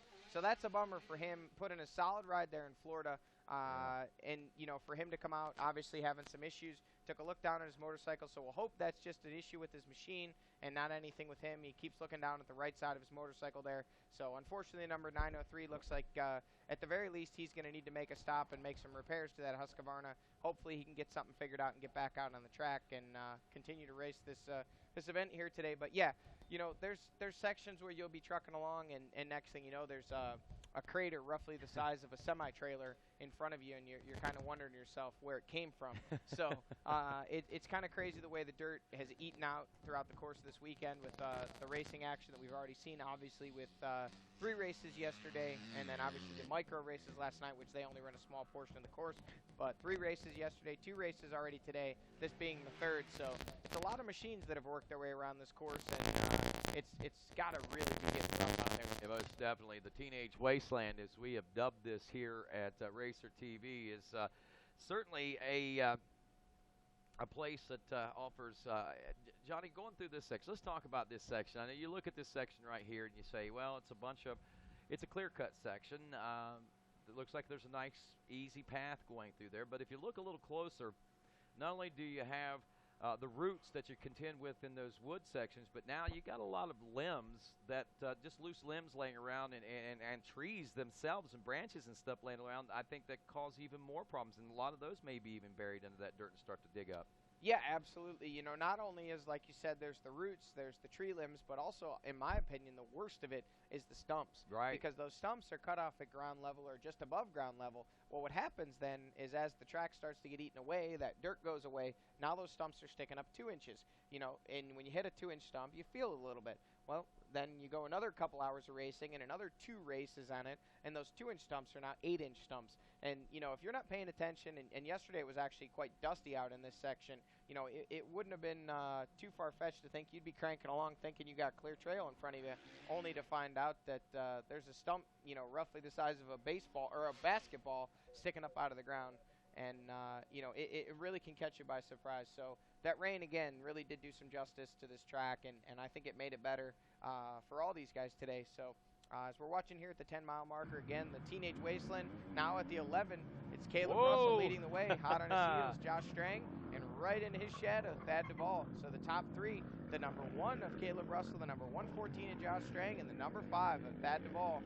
Nose to tail, pushing hard here early, and it really seems like Thad's kind of settled into a good pace there. He doesn't look like he's having to charge quite as much as he was earlier, right? No, well, obviously not. He was playing catch-up at that point. Now he's just got up to these guys, and he's just got that good momentum, and it's just flowing for him right now, even though it may not have flowed for you yesterday. He's got it flowing right now, man. I mean, it is real. I mean, there's some good momentum there. He's got the speed, and it looks like he's got the mindset to be out there racing these guys today. Here at the finish line as they roll in, this is about as close as I've seen Caleb Russell being chased down ever, really, especially on a second lap. On a second lap, normally he's got a little bit more of a buffer zone than this, but today, as they roll through the finish line for lap 2 complete, 1 hour and 7 minutes and 31 seconds, Caleb Russell leads by 1.2 seconds over Josh Strang, with Thad Duvall only 1.5 seconds behind him. So the top 3 are less than 3 seconds apart, rolling through the pits right now.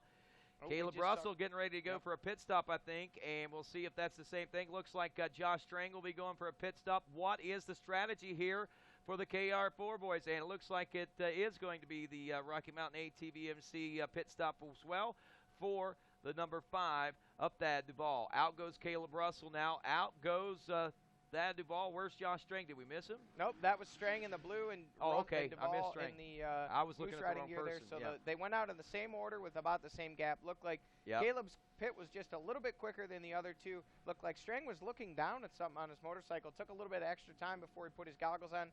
Now we see the number 113 machine of Russell Bobbitt. There's our 4th place rider. We'll assume that he's probably also, he's coming in for a splash of fuel. There we see his mechanic there. It looks like he's putting some fuel in that machine. That's a lapped rider we have coming by. They're giving Russell a little bit of encouragement. We see the thumbs up from some of the crew members there, and Russell's back off and in pursuit of our lead trio. 39 seconds behind him, technically 38.5, but Bobbitt is your 4th place ride, and here comes Daniel Milner. Let's see, Stu Baylor is in the number 5 position now for the 514, and though you look at the gap, it's another 38 seconds back to Stu Baylor. There's Stu Baylor going through the pits. I know he was yelling at his team there. He's at the very, very end on the outside. We'll see. They're waving him right now. I believe they're going to pull him in for a pit stop right here. Yeah, they're actually right in front of us here, yeah. Robbie, if we look out the front of our studios. So there we see that it looks like Baylor had his goggles off already. They're putting the fuel in. They're getting the goggles on. And it looks like Milner now coming around. He can see Baylor up at the end of the pits, but he's still got to stop there for fuel in the Ampro Yamaha pits. But at least he got a view of him there, and now those guys know who they're chasing. They both need to get on the gas, though, if they're going to charge and try and reel in that, I believe it is the 113 Machina Bobbit in front of them. We see Trevor Bollinger working his way through. They give him a sign that says pit next, so they're going to go 3 laps before pulling Bollinger in for fuel there. And now he's physically passed his way up to 6th place physically on the track as he got around Milner there. Now there we see, I believe that's Tegan Temple coming through there, so I don't know if we missed Grom possibly.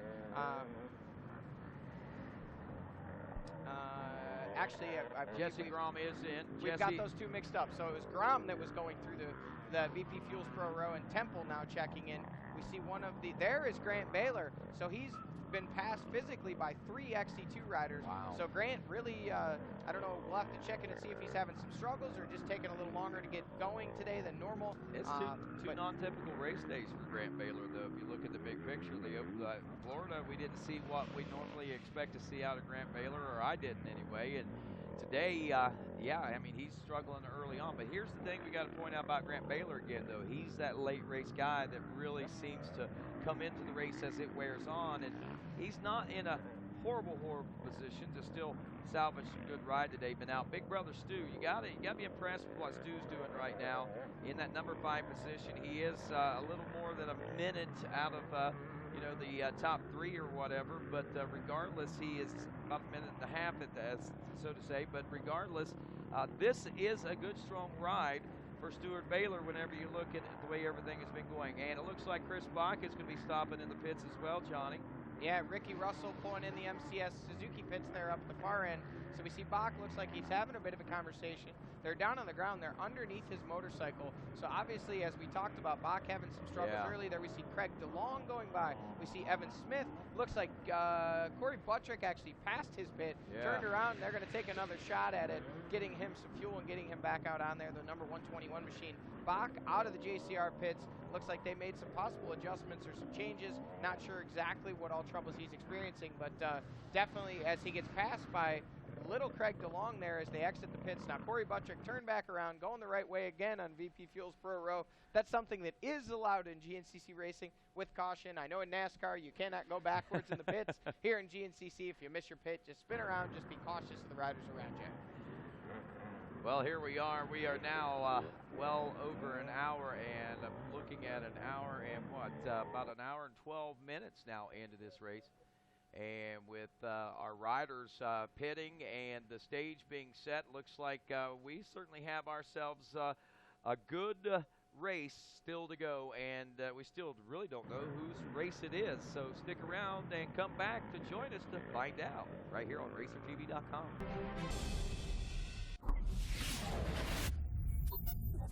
Maxxis Tires.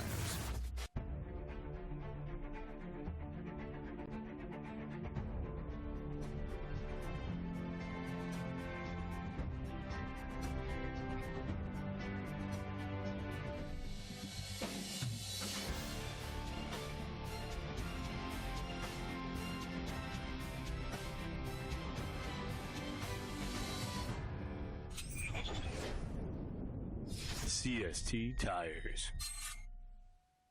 I've been with Liat for a lot of years, and I know the dedication they have for safety. When they told me they were coming out with a helmet, I signed right up.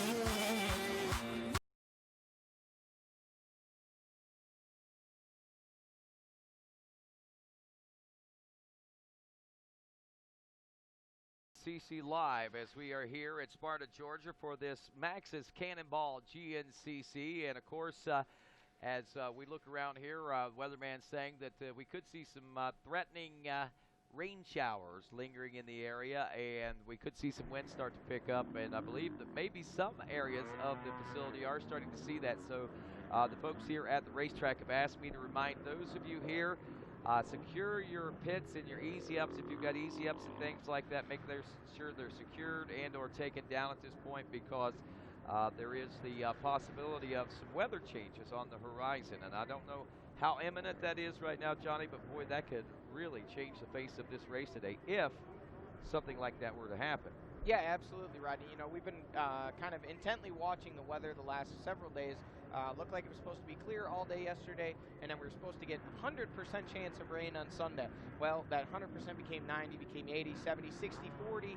Well, maybe 50 was as low as it got. But we did get some rain last night, and then it looked like it was going to rain all morning up until this morning, and then it pushed back until 1 o'clock. So we expected to start this afternoon race, and now they're saying 4 o'clock, or at least at last check, it was at 4 o'clock. Right. So we should possibly be seeing this weather roll in, unless, fingers crossed, maybe it'll continue to move and we'll just get the wind. Yeah, that would be nice, but I'll tell you, as humid as it is out right now, I mean, the temperatures aren't that bad. It's the humidity, I think, that is really playing more of a factor on the conditions here right now, and that brings into play, this is early in the season for humidity. Even for the guys that are training in Florida, are they adapted to humid type conditions possibly? I mean, even though it's not overly humid, it's more humid than I'm sure that folks are used to at this point. Certainly, and I think the humidity definitely is a factor today. Obviously, like you said, with the weather front coming in, you know, it increases that the humidity and the thickness in the air, and it makes it just a little bit harder to breathe. You know, when you're hot like that, you're kind of panting a bit, and then the fact that combined with the thick air just makes it that much more difficult. So, you know, a lot of these guys, I'm sure, struggling to catch their breath, struggling to get up to speed, and really struggling with the heat today. Well, Russell's not struggling. Strang is not struggling. Duval appears to not be struggling much right now. Those three really seem to have things dialed in as they still run 1, 2, and 3. And I know there's a lot of things going on. And Megawatt Matt Watson's out and about. Megawatt, if you got anything to pop in and let us know on, I know you're pretty busy on Fenders or on Pro Row right now as we check in at the 4-mile marker with Caleb Russell by himself, Johnny Gallagher. Yeah, absolutely. Caleb Russell's got a little bit of breathing room. We'll have to wait and look and see. There is Josh Strang. Wow. So it may be after that fuel stop. Don't know if it's been, we can see they're starting to get into some lappers there, Rodney Tomlin. There is Thad Duvall in third. Those guys still within striking distance. But again, they were nose to tail when they came into the VP Fuels Pro Row. They all stopped. They all got fuel. Looked like they all got some fresh goggles. And we don't know if it's a matter of Caleb picking up the pace. Those guys may be experiencing some issues with lappers. A lot of factors come into play here in GNCC Racing. But either way, although it's a small gap, there is a little bit of a gap. Yeah, I agree. And in the back of your mind, one has to wonder if maybe that isn't that extra that maybe Caleb Russell has that he's starting to unleash here. But, you know, we're still early in the race. We're only just about an hour and 20. Well, we're getting close to the halfway point, I guess, when you look at the clock, an hour and 18, almost 19 minutes in. So I guess, Johnny, maybe it is kind of go time at this point for these guys, and especially Caleb. This seems to be about the time that we started seeing some glimpses of something taking place a week ago, and traditionally about now is when we really see Caleb, I think, really open it up, especially not only now but the last hour. Yeah, you know, we've seen Caleb and Josh as well, and a number of these riders, including last year, it was Grant Baylor who was constantly turning up the wick later, and if Caleb wanted to run with him, he had to do the same. Here we see Grant's older brother, Stu, as he still continues to circulate in that 5th place spot. Russell Bobbitt still in 4th, came by on screen there, and now we'll look back to the 6th place ride, and that 6th place physically, and we believe 5th, possibly up as high as 4th place overall, is Trevor Bollinger. Not quite sure if he's gotten within. We don't know if he's within that 1 minute of the 4th place rider of Russell Bobbitt, but we do know he's physically 6th on the track, physically 7th, and 6th in the XC1 class. There is Daniel Milner.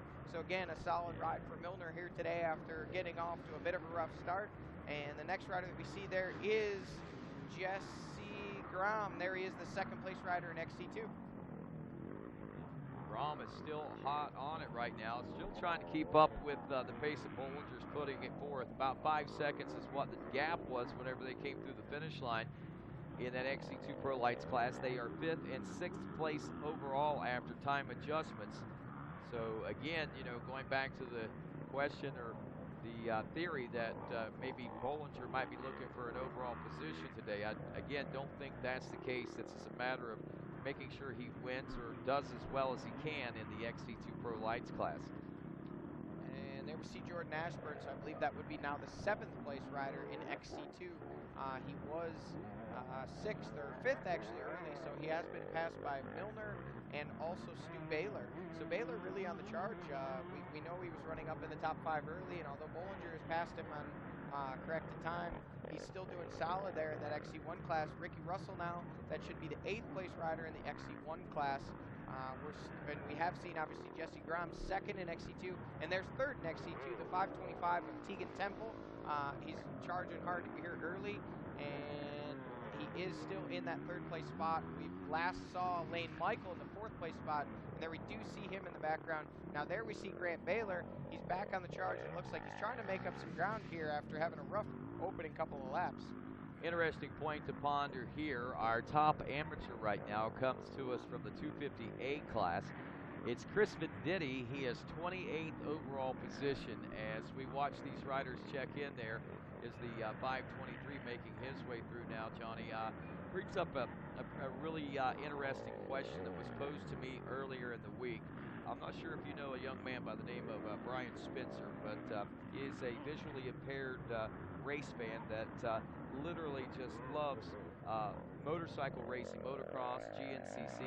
And he posed a question to me that I thought was rather intriguing. He said, taking a look at the top amateurs and the way things are looking now, he said in years past we'd always seen them, you know, running up in the top 20 pretty solidly and stuff. He said, but this last week we didn't see that. They didn't seem to be as, you know, aggressively, whatever, solidly in the top 20 like that. And here we are today back in 28th. He posed me the question. He says, is that anything to worry about? And I say no. I don't think it's anything to worry about. Is it the pace they're pushing up front? I don't know. Actually, as we watch Caleb come through the clear-cut section here at the 6-mile marker, again, it looks like he has maybe even possibly stretched it out a little bit more. We'll have to get a clock on it here as he's 38 around that corner there. So we'll wait and see if we can get a shot of Strang, if we can get him in that same corner. We're at 38. We're at 48 now. And we still, Josh is not in that corner. So 10 seconds, 12 seconds, 13, 14, 15. And we got a little bit of pause in our camera there, but it looks around 56 seconds. So looks like about, I guess that would be about 18 seconds back is Strang. So he's definitely opened up a gap. The largest we had seen to this point had been 8 seconds. So now it's really opened up, but Thad Duvall still pushing hard there in 3rd. But to answer the question, in my opinion, of what's going on there with the top amateur, that's actually pretty in line with what we typically see early in the season. We see these A riders, top AM riders, that are, you know, maybe sneak into the top 20, but usually on the cusp, kind of outside the top 20, 21, 22, 3, 4, somewhere in there. By the end of the race, we could see Venditti or one of the other riders up as high as that. But here's the my assumption or assessment of where we're at with that. Right now, we've got a full field of healthy XC1 and XC2 riders, all healthy, all driven, all pushing. You know, as the season kind of wears on, unfortunately, part of the sport is injuries. You know, guys are taken away to maybe go focus on different series, or, you know, not able to pursue this full time, or for whatever reason it may be. And then obviously, like we talked about, injuries. And we start to see also those A riders are typically younger riders, self-funded. And as the season goes on, they get more seat time. A lot of the times, it's not those amateur riders that get to spend the whole winter in Florida, where the majority of the XC1, XC2 guys are training and riding all winter. So later in the season is when we see those amateur riders kind of tend to come on strong, and those top AM riders go from barely inside the top 30 in some cases, all the way up to, we've seen riders at the end of the season. I can remember back Lane Michael, a rider who's riding, I believe, 4th place in our XC2 class right now, 2 years in a row as a 4-stroke A lights rider at Loretta Lynn's, 9th overall back in, I believe it's 2011 and 2012. I do know Craig DeLong was a top amateur 2 years ago before moving to the XC2 class. Towards the end of the season, had a number of top 15 overall. I don't believe he ever cracked the top 10, but he had a 12th at Somerset and quite a few good rides. Speaking of the XC2 class, there is Trevor Bollinger leading the way. Again, that neon riding gear, not the rider we see on screen, but there's Milner behind him. And Bollinger still leading the way. We'll wait and we'll watch and see if it is still Jesse Grom in that number 2 spot. And there he is, the factory beta of Jesse Grom in 2nd place. and kind of his mirror image there in Tegan Temple. They're wearing the same gear. They're riding the same bike. He's in 3rd place in that XC2 class. There is Ryan Sipes on that Coastal Husqvarna. Rough start for Ryan today, but I'm sure that he's going to continue to claw and fight and try and work his way back up inside the top 5 by the time this race is over at the end of the day today. Yeah, I didn't have a chance to talk with Ryan Sipes to see what things were like for him after that race. I know he had some pushing to do. Jason Thomas is Thomas is actually seems to be not far off the pace right now. Yeah, Thomas, I believe that would put him 7th possibly in the XC1 class. As we were watching on screen there, we'll have to see where it was that he checked in. Looks like Thomas was Milner, Ashburn. He was 13th. He checked in 13th overall. Now that would have been, I think, 11th in the XC1 Pro class. But we see he is here ahead of Jordan Ashburn. So Ashburn was up in that. Looks like he was 8th in XC2. No, I'm sorry, 7th in XC2. So we may see Thomas up as high as 7th there in that XC2 class, like we'd seen, because he's right behind Sipes. Right, and I think you mean an XC1, right? Yes, that's what I meant. That's what I thought. I just want to make sure. Thought maybe we were flashing back. Do as I say, not as I mean. Just clarification, but yes. But yeah, you're absolutely right. I agree with you wholeheartedly, and these are some things that we need to be watching because, believe it or not, I think those are some pretty big keys to what the rest of the season can hold. What's going on back there in that 5th, 6th, 7th, 8th place positions right now? Yeah, absolutely. You know, these are guys that, you know, Jason Thomas, as we talked about a little bit in Florida there, had a pretty scary crash in a race he did, I believe, down in Mexico. Yes. It was, fell off a cliff and was hanging out there for a while until some guys came and got him. Not making light of the situation. It was a serious crash, and you know, Thomas was pretty happy to just be, you know, able to race in Florida. Now he's had another week under his belt to get his legs kind of under him, and he's certainly putting together an even better showing here today so far. He didn't actually finish in Florida, I think, at some point. I don't know if he had some issues or just called it a day based on his condition, but he's running strong here early. There we see Chris Bach working his way through. Looks like Evan Smith, one of our XC2 riders, who is now working his way. I believe that was 5th in XC2. Craig DeLong has also checked in, I believe, or come past us here at the 6-mile marker. So I think we've had our top 5 or 6 in XC2 and our top 10 or 11 possibly in XC1. Well, I'll tell you what, man, the way things are going right now, it's a far cry different, like I said there just a few moments ago, Johnny, about the way this is really starting to shape up. I'm just looking down through the top 30 right now, and the way the names are so scattered. We'll be going into the Mid-State Chevy Midway report here in just a few moments, and I'll dice that up a little bit more for you. But, man, just watching Caleb Russell out there, though, and the mission that he really seems to be on here today. I mean, he obviously had a very rough first round, and you got to wonder, does that fuel his fire coming into today? And the RacerTV crew caught up with him.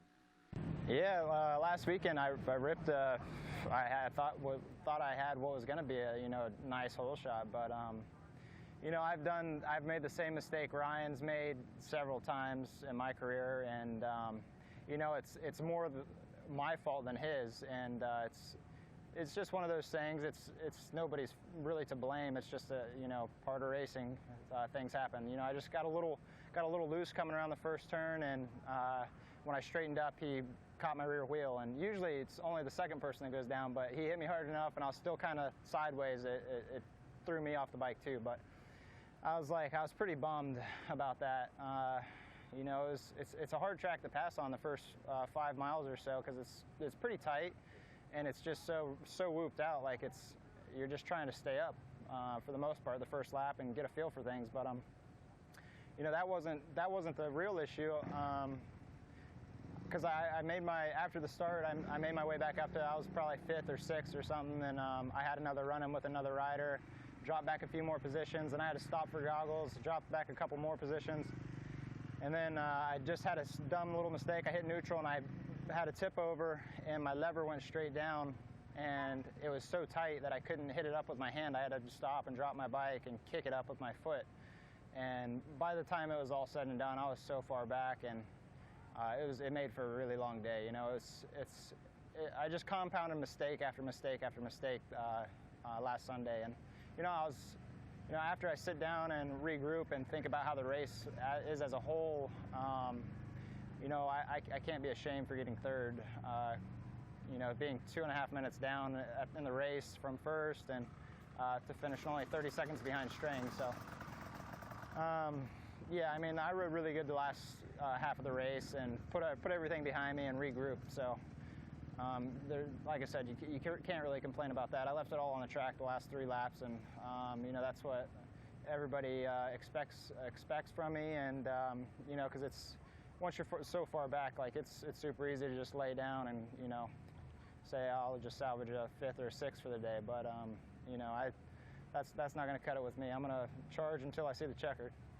Wow. Breaking it down.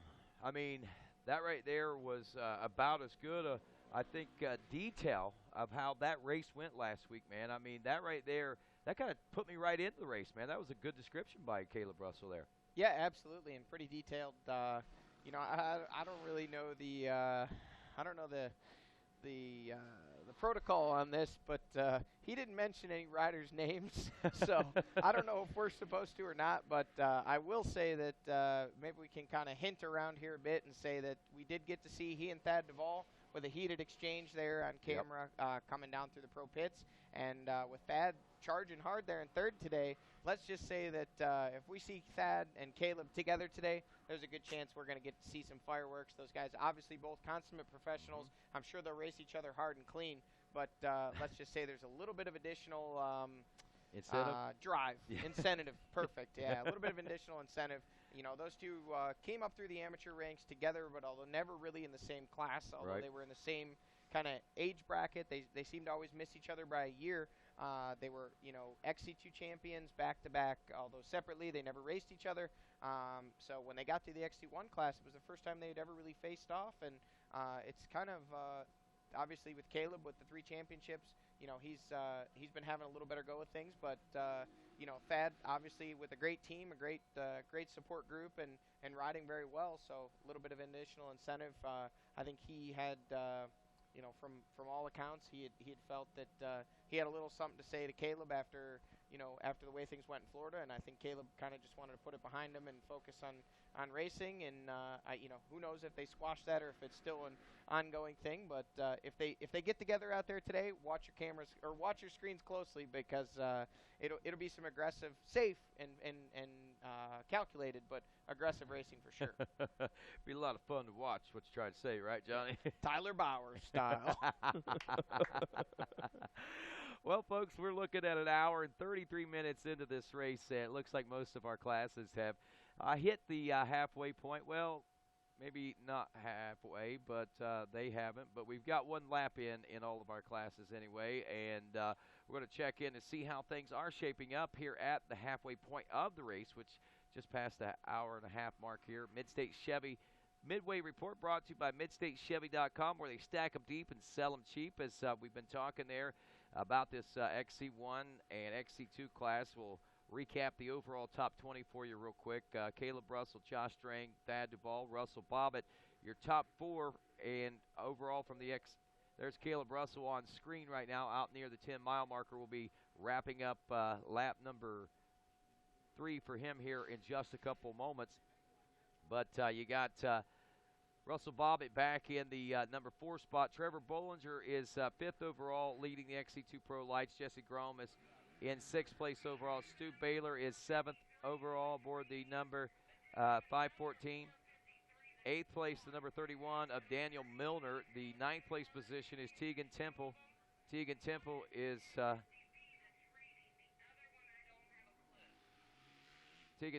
followed then by Jordan Ashburn. Temple, by the way, is your 3rd place position in the XC2 Pro Lights. Ryan Sipes is 11th overall. Lane Michael, the 523, is 12th. 13th, Jason Thomas. 14th is Ricky Russell. 15th, Craig DeLong. Looking like Evan Smith in 16th. Grant Baylor is 17th overall, while Chris Bach rides 18th overall. Chris Douglas is 19th. And Corey Buttrick rounds out your top 20. Now, as far as the XC1 class is concerned, we know Russell Strang, Duvall, Bobbitt. Baylor is 5th. Milner is 6th in the class. Ashburn is 7th in class. Sipes is 8th in class. Jason Thomas 9th, and Ricky Russell rounds out your top 10. That puts Grant Baylor at 11th place in the class, just outside the top 10 there. As we go next to the Open B class, we'll look at those XC2 Pro lights for you in just a moment. But Open B is Craig Daft, followed by Zach Perry.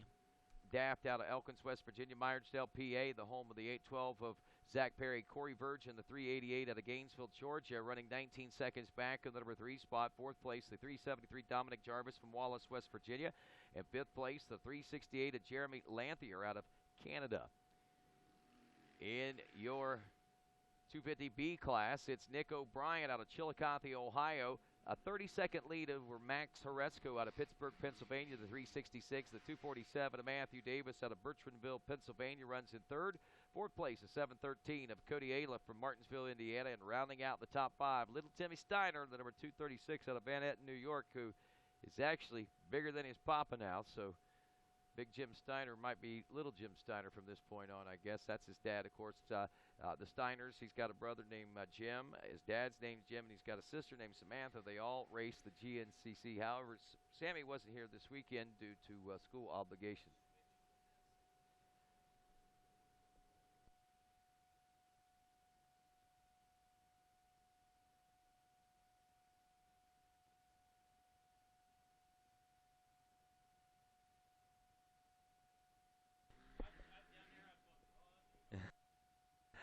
All righty, and 200B class, taking a look at Chase Colville out front in this one out of West Sunbury, Pennsylvania. The 363 Johnny Manera out of Millville, New Jersey in 2nd.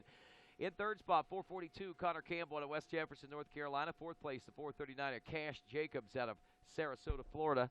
Teague Sakira, who got the whole shot in this class, the 200B class, the 311 out of Fairmont, West Virginia, rounds out your top 5. Looking at our next class here in the Mid-State Chevy Midway Report, this is the 4-stroke B Lights class. Adam Hollenkamp out of Versailles, Kentucky, with a 3-minute, 19-second lead over the 91 of Colton Cup from Morgantown, West Virginia. 3rd spot, the 258 Bolton Buroth from Pfafftown, North Carolina, while the 229 of Hunter Williams out of Sophia, North Carolina, runs 4th. Patrick Jones, the 617 from Kannapolis, North Carolina. And a lot of these kids we remember seeing grow up through the youth ranks. Good to see them making it into those intermediate levels. Now, as we go to the Bet B30 Plus class, Jesse Arsenal out of Coventry, Connecticut, with the lead in that one aboard the 62, the 409, Luke Rosansky from Atlanta, Georgia. 394, Kevin Rammer from Noonan, Georgia. 4th place, the 414, Mike Barber from Elyria, Ohio. And Roanoke, Virginia is home to Jason Wilson, the 354, who runs 5th in the Bet B30 Plus class. Senior B40 Plus is David Galliano. He had a 1-minute and 2-second lead over Hector Snethen, the number 525. 232 of Jeffrey Flynn out of Old Fields, West Virginia, runs in 3rd. Then it's 4th place, the 759 of William Lackey out of Hickory, North Carolina. And 5th spot, the 612 of Shannon Hatfield. Hatfield coming to us out of Logan, Ohio.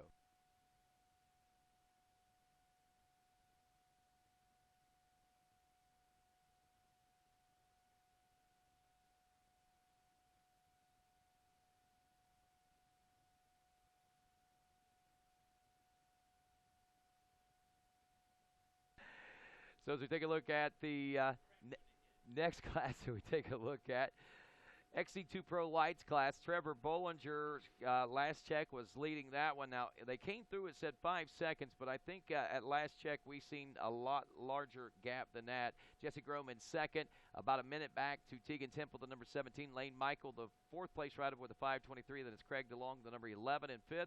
Evan Smith, the 347, in 6th. Josh Toth, 206, in 7th. Benjamin Kelly is 8th aboard the 530. Sam Evans in 9th aboard the 24, 945. Trevor Barrett rounds out your top 10 in the XC2 Pro Lights. So look at the Open A.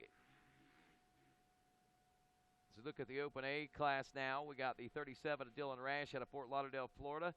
Cole Kirkhoff running 2nd aboard the 262 out of Vincennes, Indiana. About 28 seconds behind him is Michael Pillar, the 382 out of Dover, Ohio. 430, Dylan McRitchie out of Williamstown, Vermont. He is running in the number 4 spot as the 5th place position, the number 48 of Brady Myers out of Walker, West Virginia, the Open A bikes. Up next, 250A.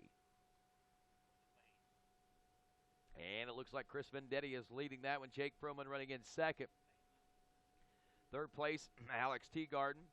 He's riding the number 309. By the way, Venditti out of Fort Mill, South Carolina. Jake Froman out of Linville, Indiana. Alex Teagarden from Waynesburg, Pennsylvania.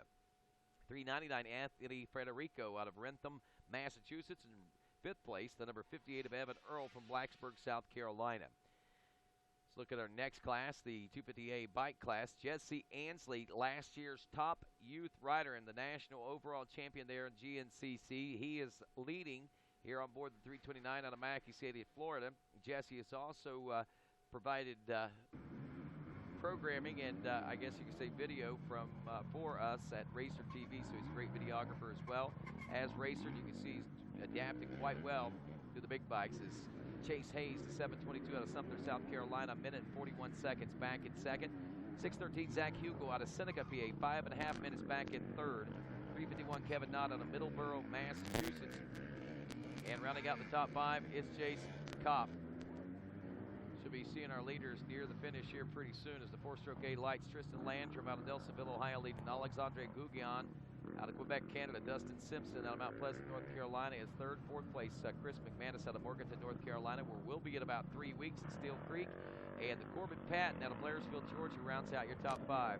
There's Caleb Russell making his way into the finish line now as he'll wrap up lap number 3.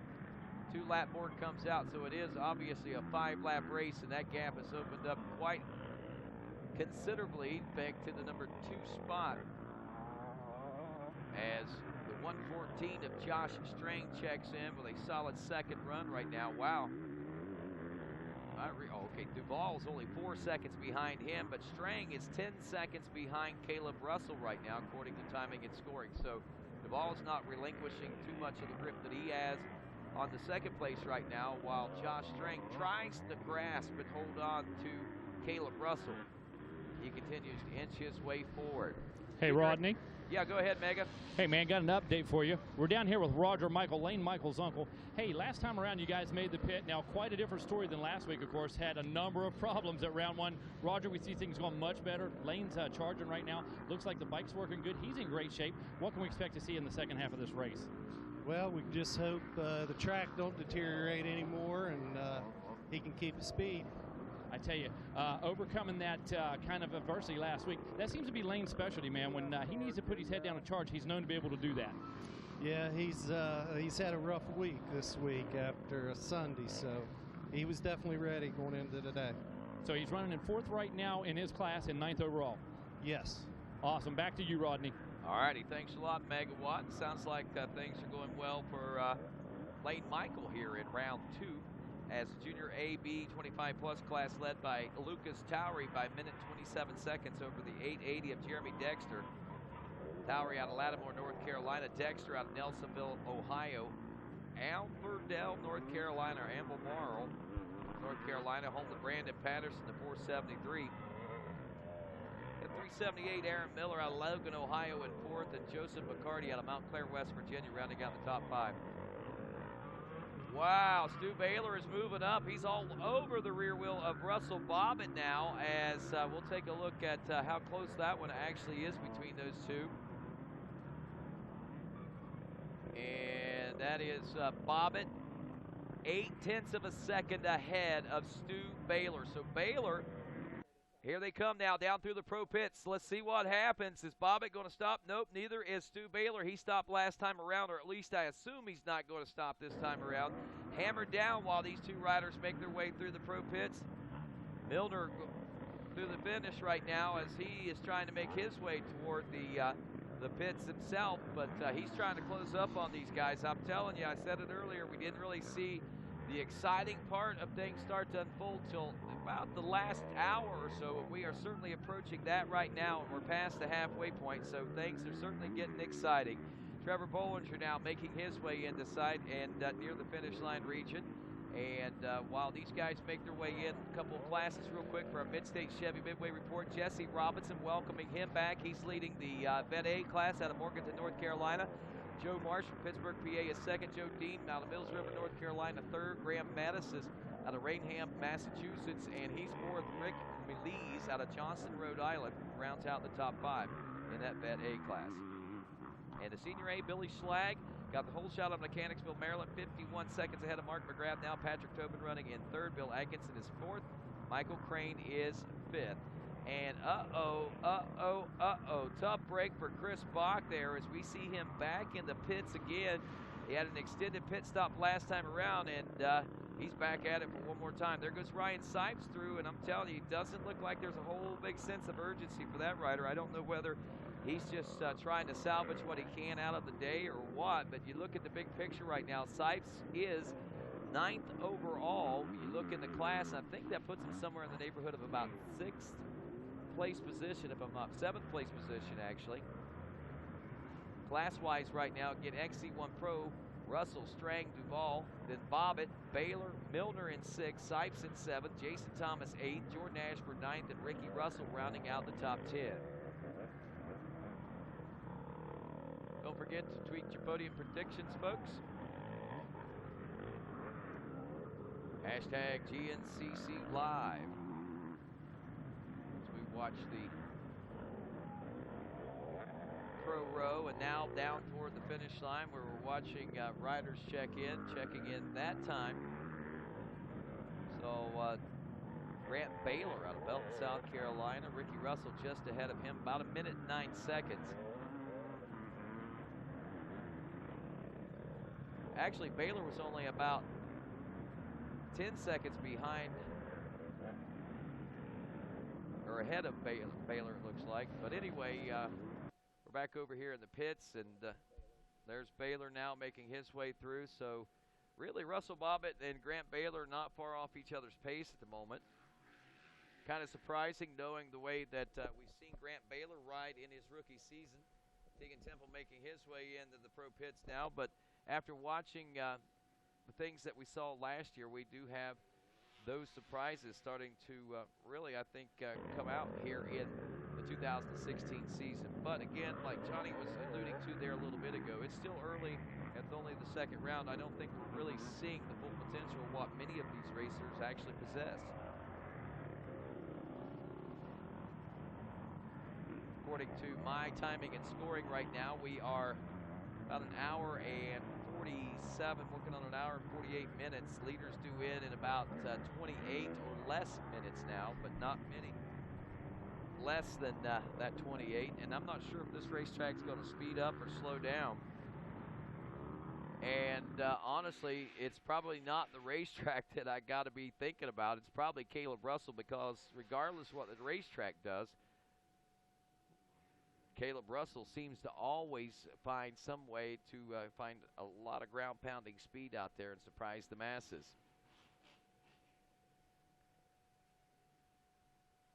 Keeping an eye on that pro row right now. And, of course, as we watch that, when we know that, we've seen a lot of these guys come through. We saw Russell come through in pit there early in the race. We saw Josh Strang come in pit. Duval, basically everybody has come in pit, and I know that a lot of folks probably waiting with bated breath to see what actually Josh Strang is going to do here today. I know a lot of folks wondering whether or not he's going to try to make the pass or not, but I know one thing. I know that he, puts a lot of effort into the racing, but one thing is for certain, one thing I think that has really helped his program out is the camaraderie that he's starting to see off the racetrack right now out of fellow Australian Daniel Milner. And he and Milner actually now sharing a place down there in North Carolina, doing a lot of training together, and we had a chance to catch up with him and talk a little bit about that. So last year was his first year here in the US, and he stayed down in Travelers Rest with his team, and I just don't think it worked for him. Maybe not so serious to race for wins and podiums in the XC1 class. I think you have to treat it as a job, and I feel like that's what I do, and a majority of the class does. And I think he was just in the wrong place there last year. So I mean, when I moved over in 2007, Glenn Carney, he took me under his wing. He looked after me, and he didn't care that he was in the XC1 class and I was his competitor. He took me in, and I feel like I'm just returning the favor to what someone did for me. So he's staying at my house now, and it's actually good. Dan's a real good guy, and he's a bit wild sometimes, but it's good for me. It loosens me up a little bit because sometimes I'm a little straight and narrow, but it's definitely fun. We're doing a lot of riding together and that sort of stuff, and then he loves mowing the grass, so that's good. And it is really fun so far. I've got a room that's empty in the house, and I've got a ping pong table, so it's set up in there right now. The fiance doesn't like that, but we get some pretty mad battles going on there, so it's good.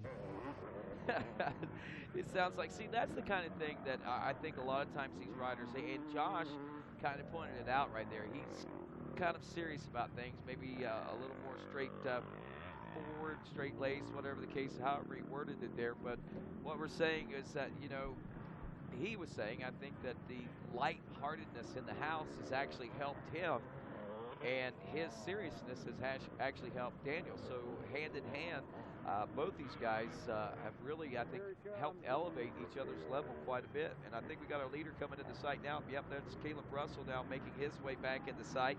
Last check, he was 10 seconds ahead of Josh Strang, who has got some mad skills on the ping pong table. He's got some mad skills on the moto track as well on the GNCC trails.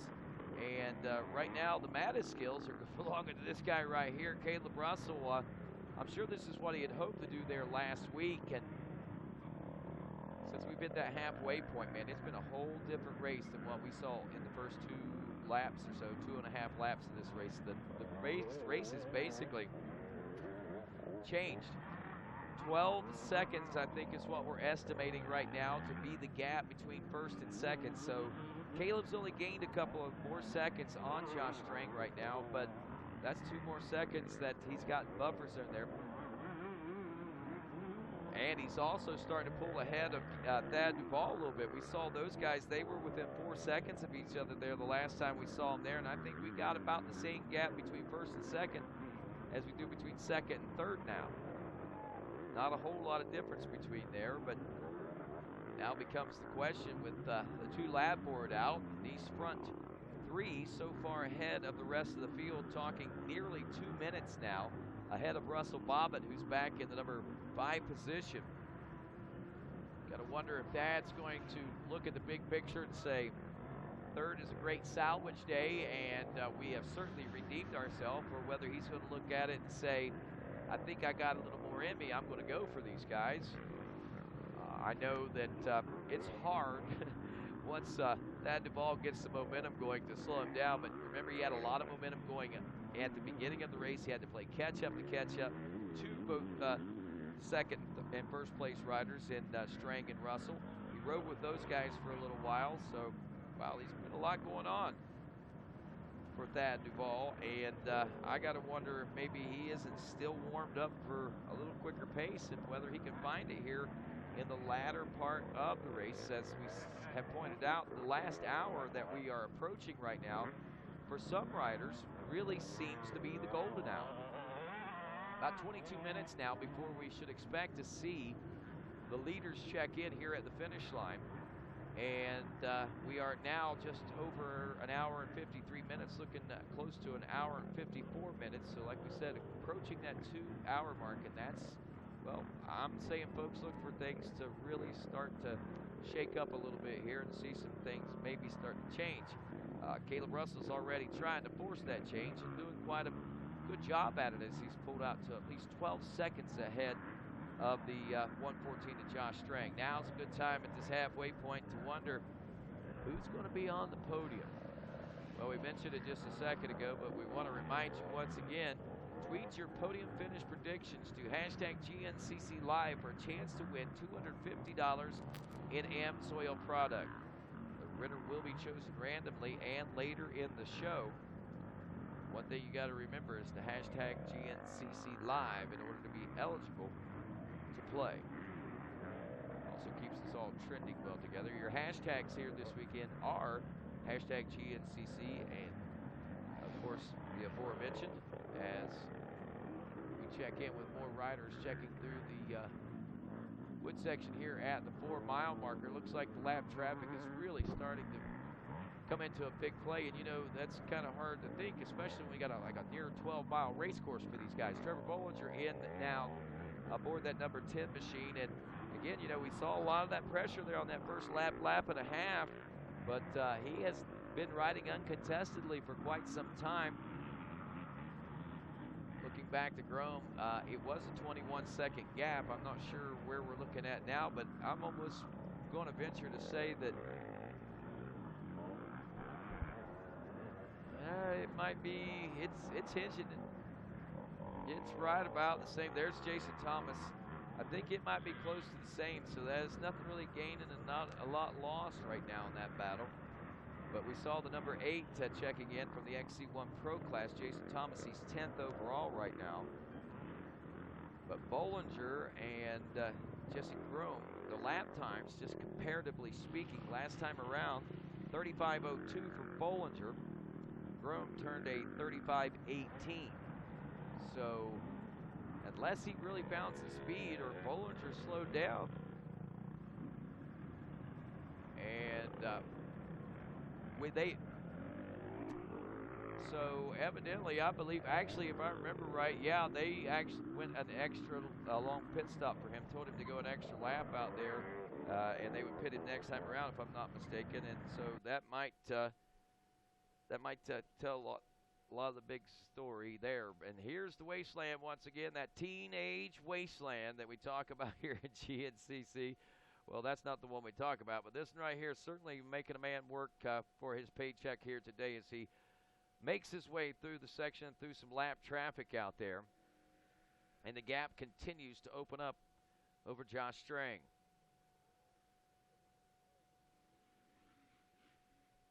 $33 seconds. You know what? I think you might be 10 seconds. 10 seconds was the gap. We'd seen it at the 12. And now we're back down to 10, so it is starting to close a little bit. Here's the gap that we're wondering about between second and third of Strang and Duvall right now.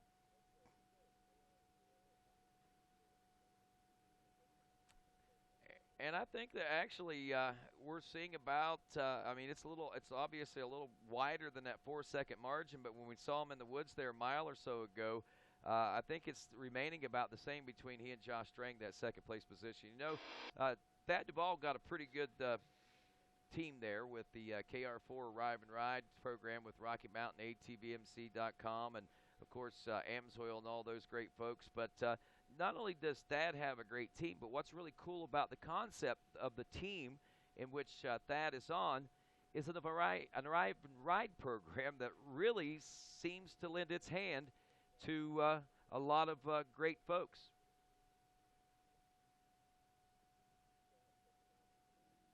And we had a chance to talk with some folks about the new Arrive and Ride program that seems to really be taking off.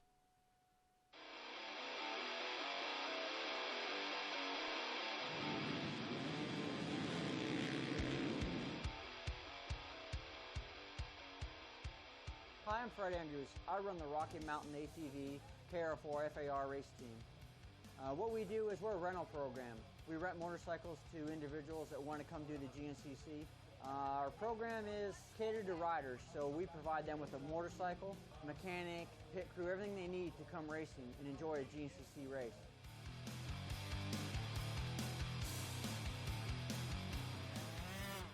Amsoil being on board is a big help to us, and the reliability that I'm getting out of the two-stroke mix and the oil that I use in the transmissions is great. We've got a lot of interest from international riders coming in, doing our events. Hi, I'm Sam Whittaker. I'm from England and I'm riding KR4 KTM. I've never seen so much work done on a bike. Everyone's super friendly. You know, I couldn't have asked for a better trip to come out and experience.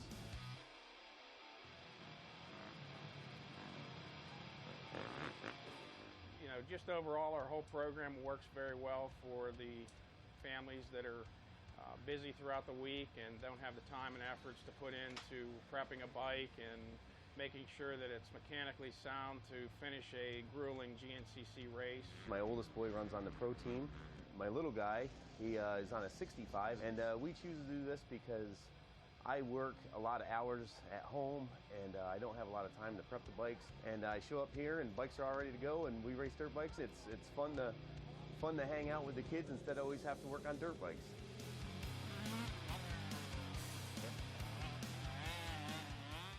young kids that we have, I actually go on track walks with them and help them with line choices, how to go through the water or rocks or mud or whatever it is, and also with bike setups. And after the race, we tear everything down, load everything up. We go back to the shop on Monday. We start washing bikes and re-prepping, getting ready for the next race. I definitely recommend it to anyone who gets a chance back home or in any other country to come out and see this experience.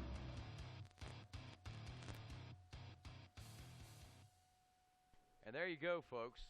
That is the program that has really afforded a lot of folks an opportunity that they may not have. Grant Whitcomb, just one prime example, coming from England to race the GNCC. And I know the whole Whitcomb family, they're here on Saturdays with ATV racing. I think his mom even races side-by-sides, if I'm not mistaken. But anyway, just a great group of folks, and glad to have the folks from the UK here with us this week, or this year.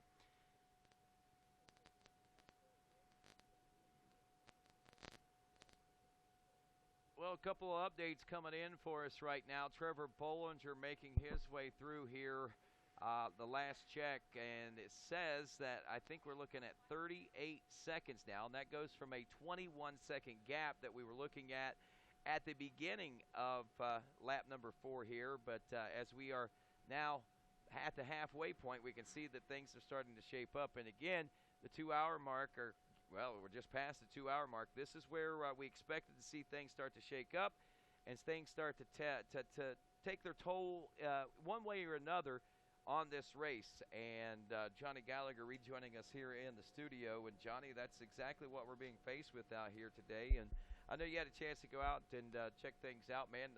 You know, we were looking and talking about rain there a few minutes ago, and I don't know what you saw back behind the studio, but what I'm looking at right now, man, it looks like we still might be able to skirt those rain showers and get out of here without getting wet before the checkers fly. Yeah, with a little less than an hour left in this one, Rodney, I think I don't want to be overly optimistic, but I think there's a good chance we're going to get this one in before we get rained on. The winds are kicking up a little bit, so obviously everybody out there, mind your easy ups in your canopy. Things as the winds kick up. We're watching our patriotic American flags here on VP Fuels Pro Row, and they're whipping pretty good. So, but other than that, you know, it's a great day for racing. The temps are up, the humidity's up, like we've talked about, and man, on the track, the racing action sure is heating up. We've got a torrid battle going on there for the lead. We've got a really good battle going on in that XC2 class. I mean, there's battles all over the track, and the rough track conditions, the heat, it doesn't seem to be putting any kind of a damper on the action, that's for sure. Not so much just yet, but as we roll into this third hour now at 2 hours and nearly 3 minutes, this is where we expect to see the tables turn for some. And, you know, this might be the opportunity that maybe young Grant Baylor is needing to work his way back up through the pack, as he is way back there in 15th place overall right now, Johnny Gallagher. Those late race pushes that he's so noted for could certainly come in handy today. It might not put him in a podium position, but what it could do is certainly salvage some valuable championship points as we roll through the 2016 season. Yeah, absolutely. You know, Baylor looks like he's charging. He is not at all too far behind. Well, he's actually got a couple XC2 riders that are really close to him there on corrected time that he could possibly grab those spots back in the 4th place ride of Lane Michael and the 5th place XC2 ride of Craig DeLong. But it's actually Ricky Russell who he's kind of hunting on the track there. It shows that Grant is just 10 seconds back of Ricky, but I can tell you when I was back in the woods there, it's a little bit closer than that. So wow. That was at the finish line. I saw him about 3.5, and Grant could see Ricky up there ahead of him. So, you know, a little bit of extra motivation for him. Obviously, Ricky himself running in the 9th place in that XC2 class, or 10th place in the XC2 class. He's certainly not going to want to give up that spot. I know he finished 10th in Florida. He wasn't super happy with that. He felt like, you know, he made some mistakes and really blew himself out leading early there. But he had some good goals for today, and I don't think 13th overall is quite what he was looking at. But I think if he keeps pushing, and maybe he and Grant could hook up and push themselves a little bit further forward. Jason Thomas also not too terribly far in front of those guys either. And then in front of Jason, there's actually quite a battle going on. You got Milner, Stu Baylor, Russell Bobbitt. All those guys are right together there and battling pretty hard, especially this late in the race, as we've already seen the 2-lap board come out. So the next time when these guys come through, we're going to see a white flag wave, and that's going to signify one lap of torrid racing action. And man, it's going to be some really intense action with so many of these positions far from decided. Yeah, it's going to be exciting to see what that last lap will bring.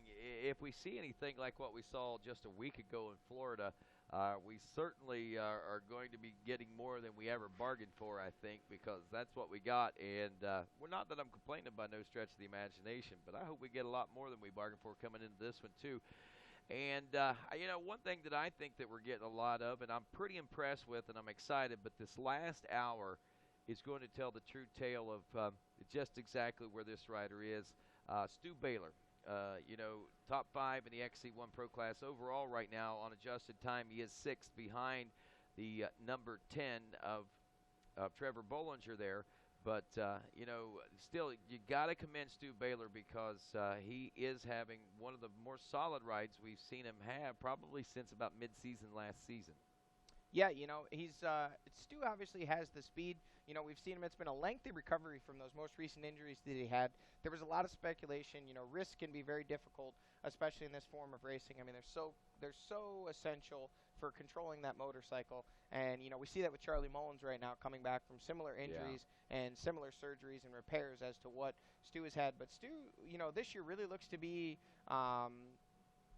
his speed is definitely back up where it had been prior to the injuries. I think it's just a matter of him, mentally wrapping his head around these 2-hour or 3-hour races. And that, he seems to be doing well in the enduros, and not too bad in Florida either. Right, and I think that right there is probably the key thing, that the 3 hours, and maybe even the 3rd hour of GNCC racing, that even Stu continues to struggle with after being in the pro class for so long. But again, it has been kind of limited if you look at the big picture of it over the course of the past couple of years. So good to see him doing well today. We'll keep an eye on him to see if it's going to last. Again, don't forget, tweet your podium finish predictions to hashtag GNCC Live. That'll be for a chance to win $250 in AMS oil products. And that's not just oil. You can get hats and T-shirts and umbrellas. An umbrella would be good today to shield you from the sun. Rocky Mountain ATVMC.com. A top 5 right now. Caleb Russell, Josh Strang, Thad Duvall, Trevor Bollinger, your leader of the XC2 Pro-Am class, and Russell Bobbitt rounding out the top 5 behind the there. Maxxis Cannonball GNCC top 5 is our leader, Caleb Russell. He was using that graphic to kind of sneak up on us, Rod, to keep things interesting. He takes a look over his left shoulder to see if he can see Josh Strang there. He passes that moose banner. Oh, we don't have our time on here, so I'm going to use my rusty trusty stopwatch here and see if we can get a time on Caleb Russell. And a stopwatch is quite similar to a stopwatch for those of you folks at home. It's just a little bit different. Yeah, it looks like Josh Strang has closed that gap up another second, so that's really starting to heat up there, Rodney. I don't know. I don't know. Obviously, these guys have gotten pit boards, and they know that they're coming to the white flag, so you don't know if Caleb's maybe saving something or if he's laying it all out there. Now, there is Thad Duvall. He has lost contact with Josh Strang, so we'll have to see. Although they are in traffic, you never know how that's going to play into it.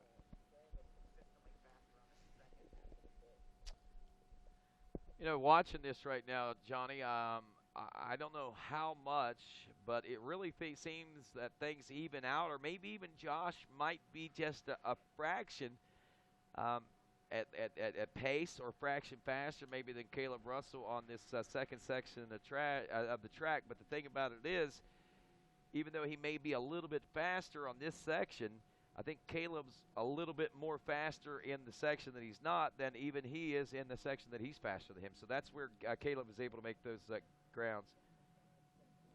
All right, so maybe I'm a little wronger than what I thought, because we just get an update off the racetrack, and I'm going to pull out the radio right here in just a moment, Johnny Gallagher. But we're down to about 30 seconds back from the lead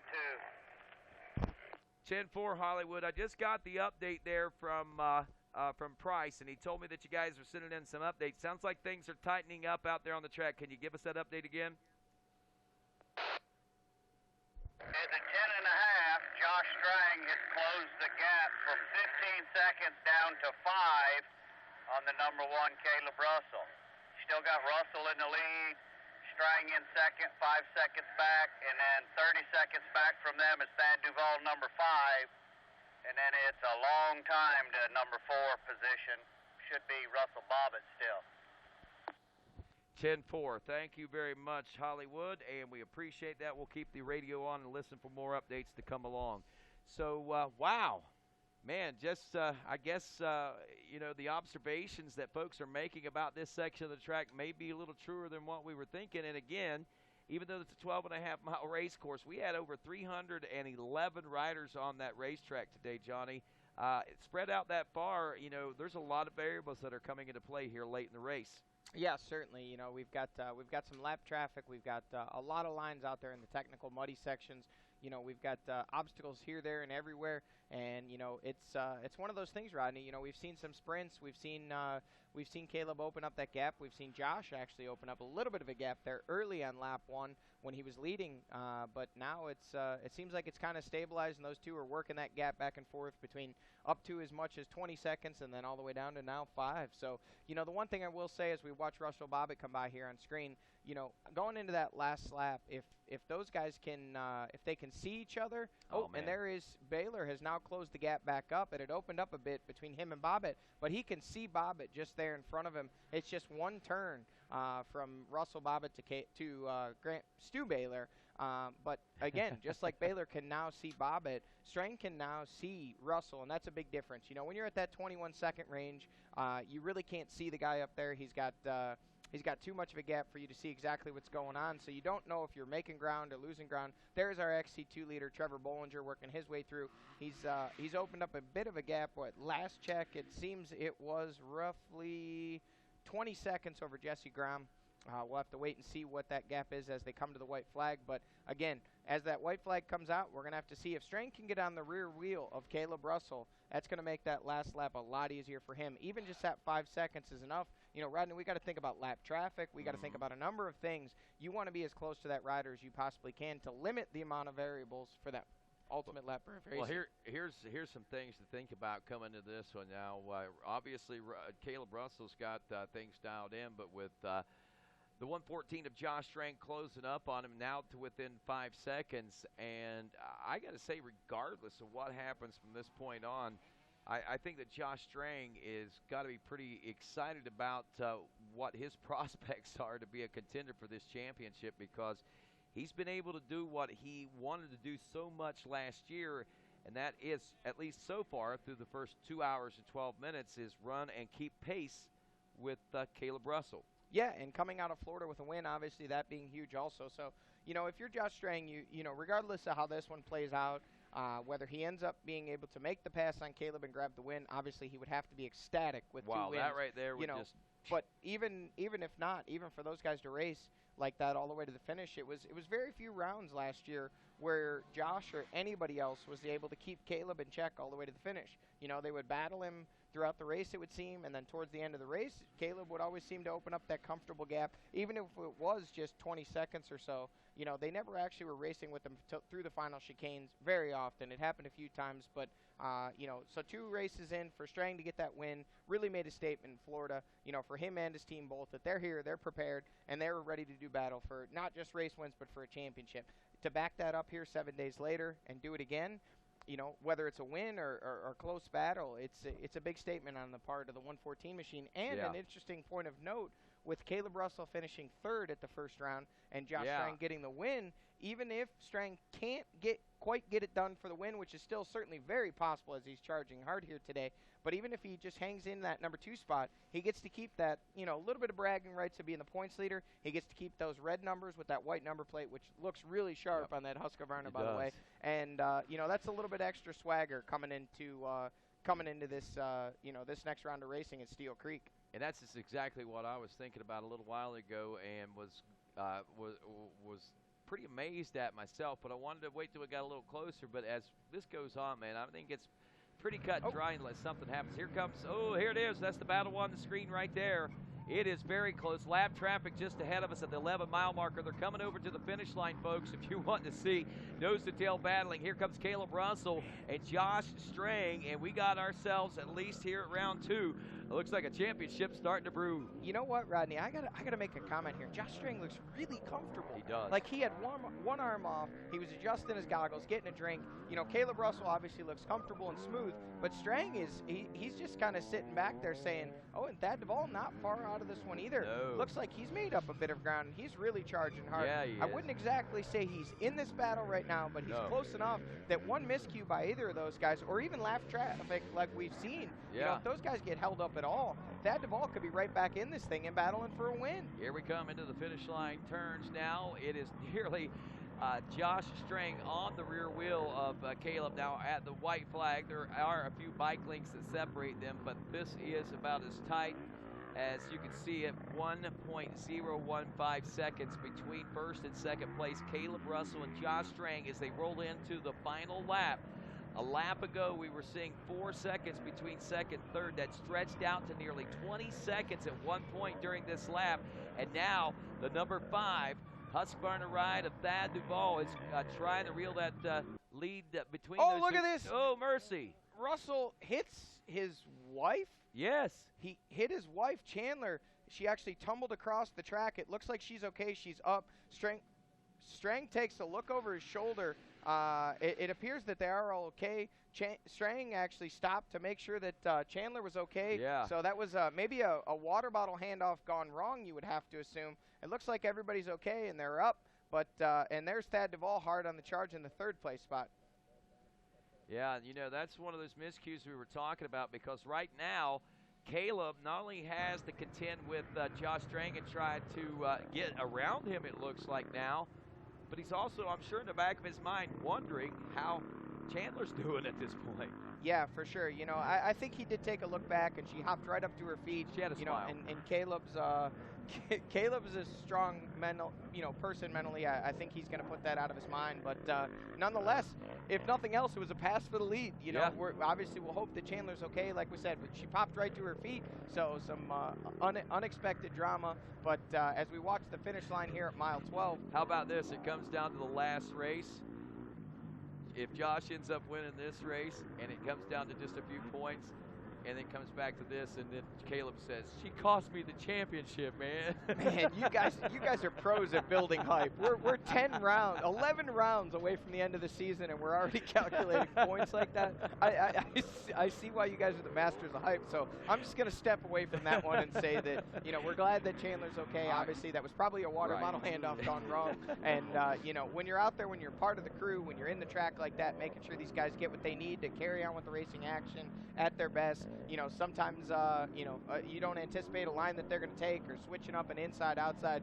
Josh Strang with the head shake, those guys are close friends, and although they have their battles on the track, I'm sure once he saw Chandler pop up, I'm sure he was relieved also. So, glad to see she's okay, glad to see that the racing action continues, and the true beneficiary of that, like we said, with just a few seconds there that those guys held up to check on Chandler, that means that Thad Duvall closed that gap up just a tiny little bit. Yep, and that also goes to show the camaraderie of these guys. Even though they're just warriors on the racetrack, they certainly do have a great personal life off the track, so they want to make sure that each other, so you can see the concern in Josh Strang, and I think that was really cool. But right now, we're just waiting to see what this is going to do with the transformation that we saw take place there. Will maybe Josh let him back out in front of him? What's going to happen there? Yeah, I don't know. I don't know that we'll see that. That might be a little bit of a stretch. I think he's going to hang on to that spot. Now we see our fourth place rider. That is Russell Bobbitt checking in. So look at the gap. We're going to check, but it's got to be upwards of 2 minutes. Oh yeah, that these guys have stretched out. Our top three there. The white flag comes by, and there we see Stu Baylor right on his tail. So is that Stu? Yeah, I believe that is Stu's Stu. 2.6 seconds behind Russell Bobbitt. Jason Thomas and Ryan Sipes got a good battle coming this way, they're telling us as well. There's Milner, our sixth place rider. So we've got now our top 6 have crossed the line. We've got a rider down there, one of our lap riders. And here is Trevor Bollinger, the leader of the XC2 class. He's got a water bottle hanging. When I was in the XC2 pits, or in the JCR pits there just a moment ago. Oh, and here we might have a pass. Oh no, looks like Baylor's looking down at something on his machine. Wonder if he's checking his fuel level. We'll have to see if he comes in for fuel. He's right here in front of us. The fuel jug is up. He's got his goggles off, so he's in search of Bobbitt, but he's making a stop on this. This is, if I'm not mistaken, this is Baylor's third fuel is it his stop. third? He's been in Oh, and Sipes has now made the pass on Jason Thomas, and I believe that would be for the 8th place spot. We'll have to wait and see here. Yes, that would be for the 8th place spot. No, I'm sorry, 7th in XC1, and Trevor Bollinger, the XC2 rider, is in the mix there. So that's 8th overall, 7th in XC1. We did see a change up actually on camera there a moment ago, which I think we're going to see when these guys check in just a few moments. We did see Baylor was passed by Chris Bach. And there we see in the XC1 Pro Pits, BP Fuels Pro Row, Sipes has made the pass. There's Thomas on his rear wheel.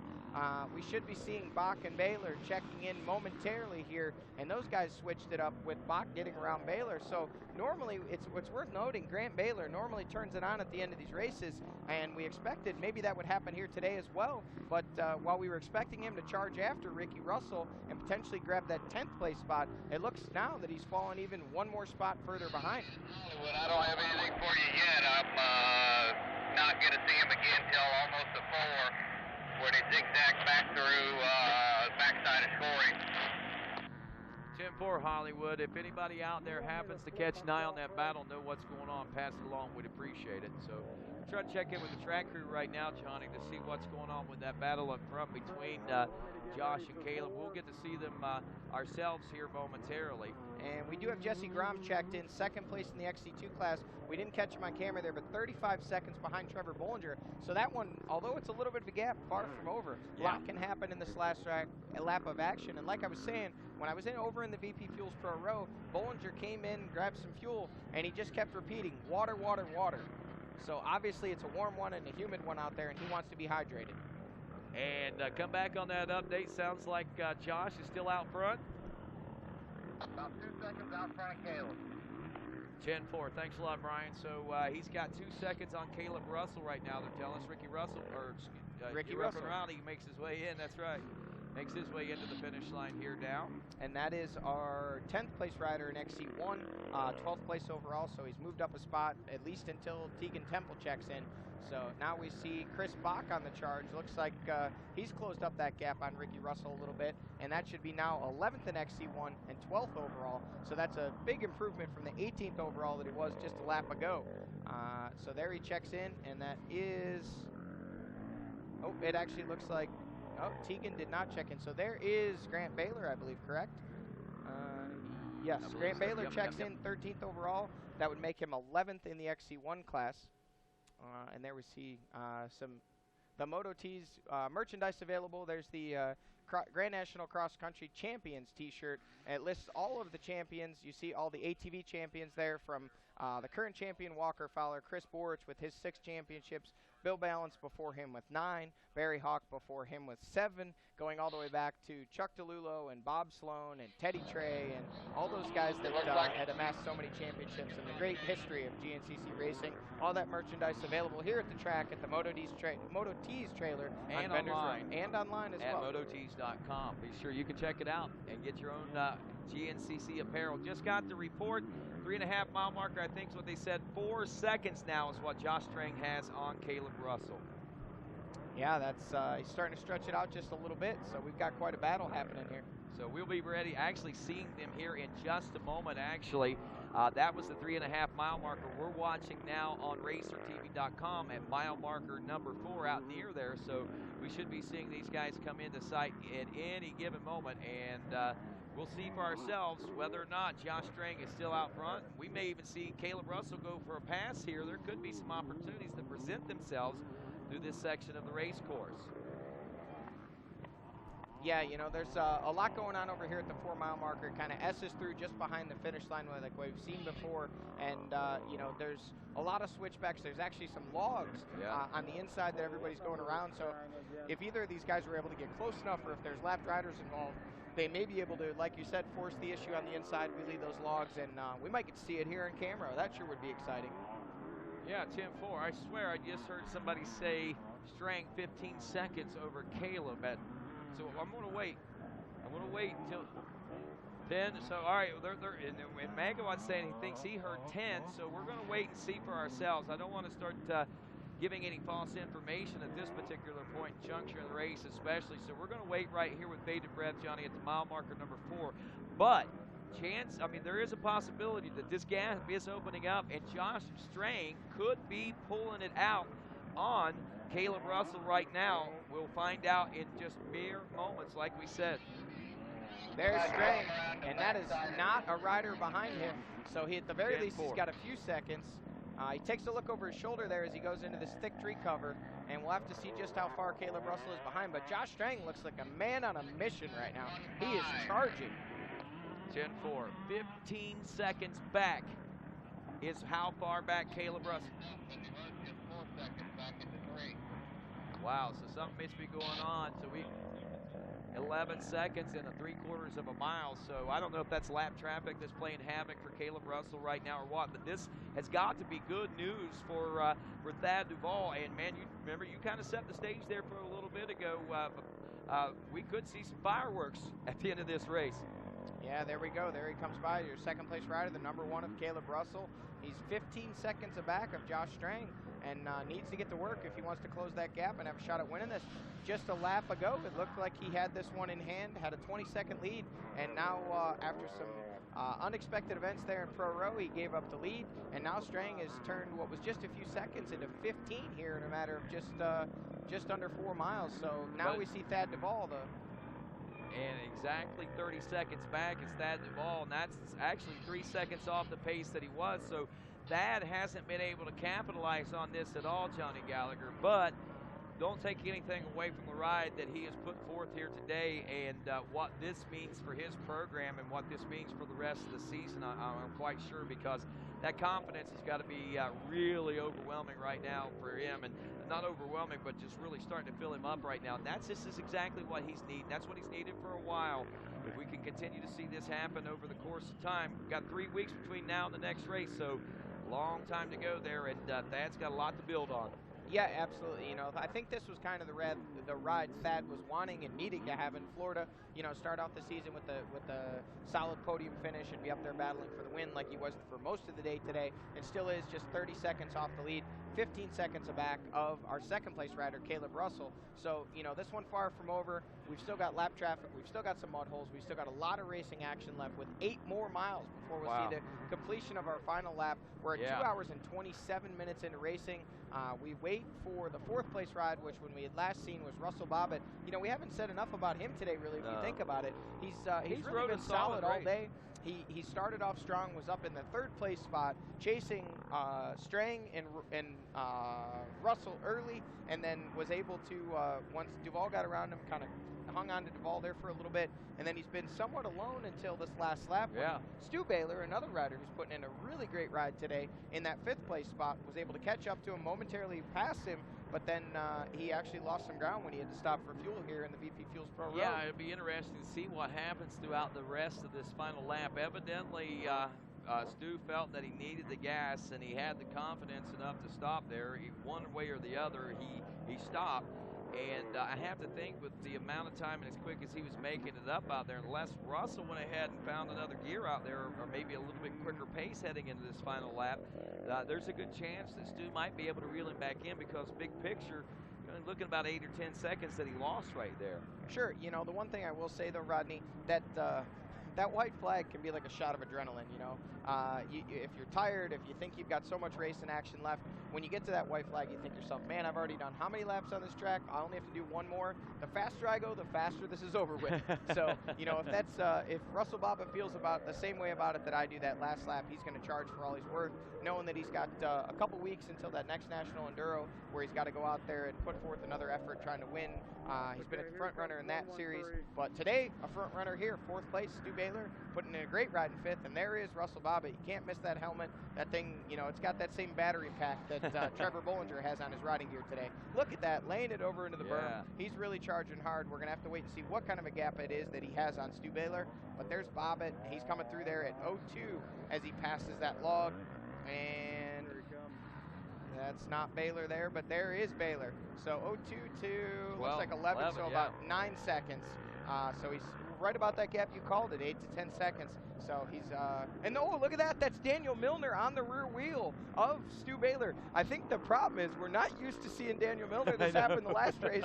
You guys missed him, and we're watching this battle thinking it's between there is Bollinger, the leader of our XC2 class. We're thinking we're watching a battle between these, and here comes Sipes now. We're thinking we're watching a battle between just the two riders of Stu Baylor and also the rider in front of him, which is Russell Bobbitt, and now we actually have another rider interjecting themselves into there, Daniel Milner. So Milner has been kind of quietly riding just inside the top 10 all day, but a charge here late has him up battling possibly for that 4th place position if he can keep charging. He's only about 10 seconds back. Giving it all she's got, Scotty, trying to get her up to warp speed.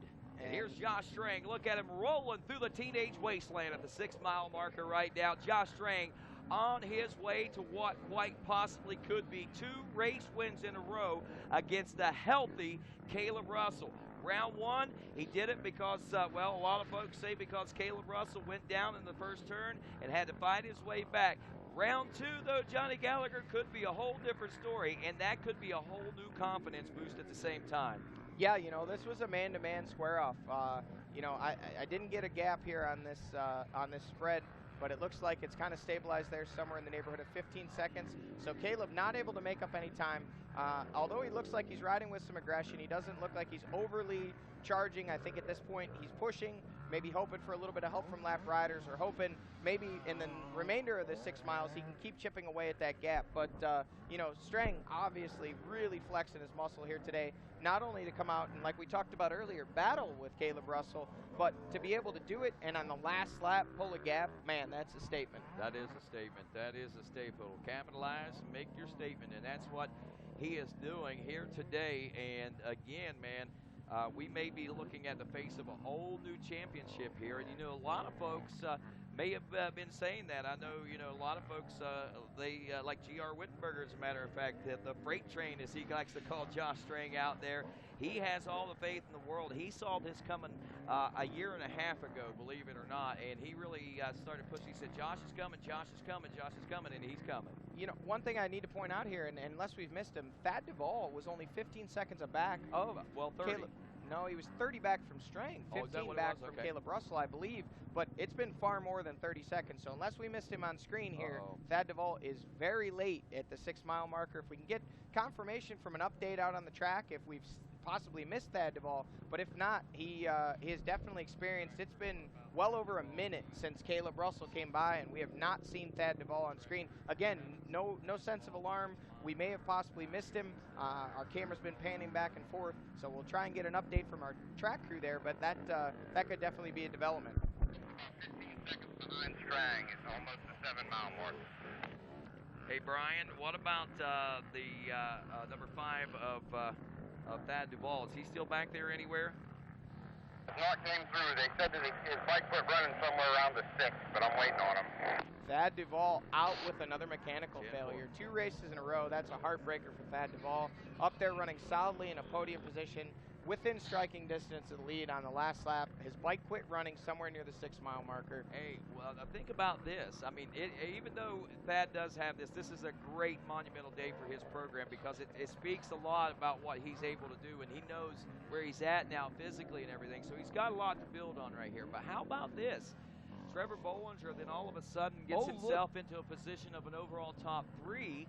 Whenever you look at it like that, Stu Baylor and Russell Bobbitt are battling for a final XC1. Who else? Who else besides Stu Baylor and Russell Bobbitt? Daniel Milner. Daniel Milner, the man from nowhere that pops out of wormholes. He's in 5th place physically now. He's got 4th and 3rd physically in front of him. Trevor Bollinger may eclipse him on corrected time, the way it looks, but nonetheless, he may possibly be battling for a podium position along with Stu Baylor. Now we're talking about Stu Baylor, Russell Bobbitt, and Daniel Milner battling for a podium.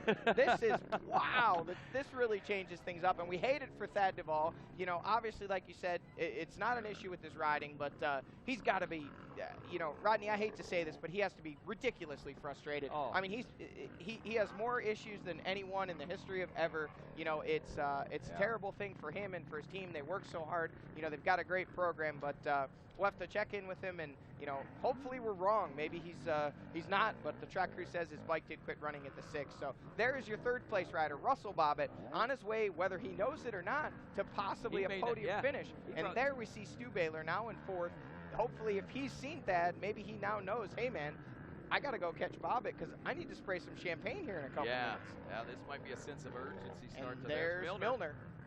Milner is only a couple of lapped riders and maybe 5 seconds now behind the 5:14 of Stu Baylor as we roll through the Teenage Wasteland. And look there physically on the track, not far behind him as well, is the number 10, your XC2 Pro Lights leader, the JCR Honda ride of Trevor Bollinger. We're getting ready to head to his hometown here in just a few weeks, and where it all began for him as a top amateur about 4 years ago, believe it or not, folks. 6 miles in, about 6 miles to go. You got Josh Strang leading Caleb Russell. Thad Duvall out of this one. Russell Bobbitt's up to 3rd. Stu Baylor has 4th, and oh my gosh, Trevor Bollinger on adjusted time. He could be top 3. How's it all going to pan out? Stick around. GNCC Live continues after this. Any engine, any season, at home, at the track,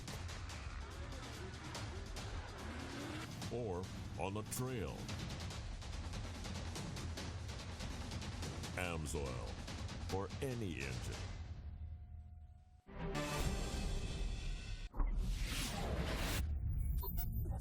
Maxxis Tires.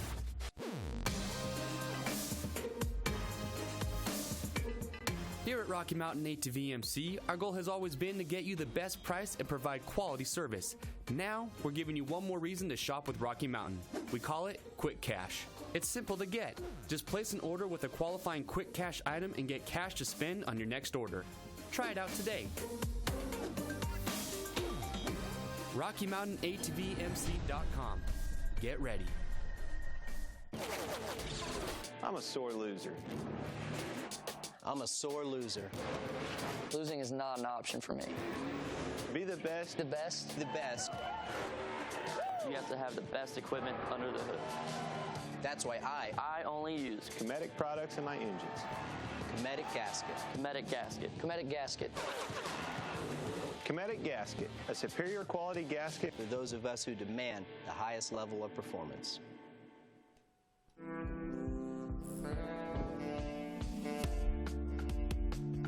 And welcome back to GNCC Live here from Sparta, Georgia, my friends, as we are in the midst of an exciting finish coming down to the wire right here as Josh Strang continues to lead Caleb Russell.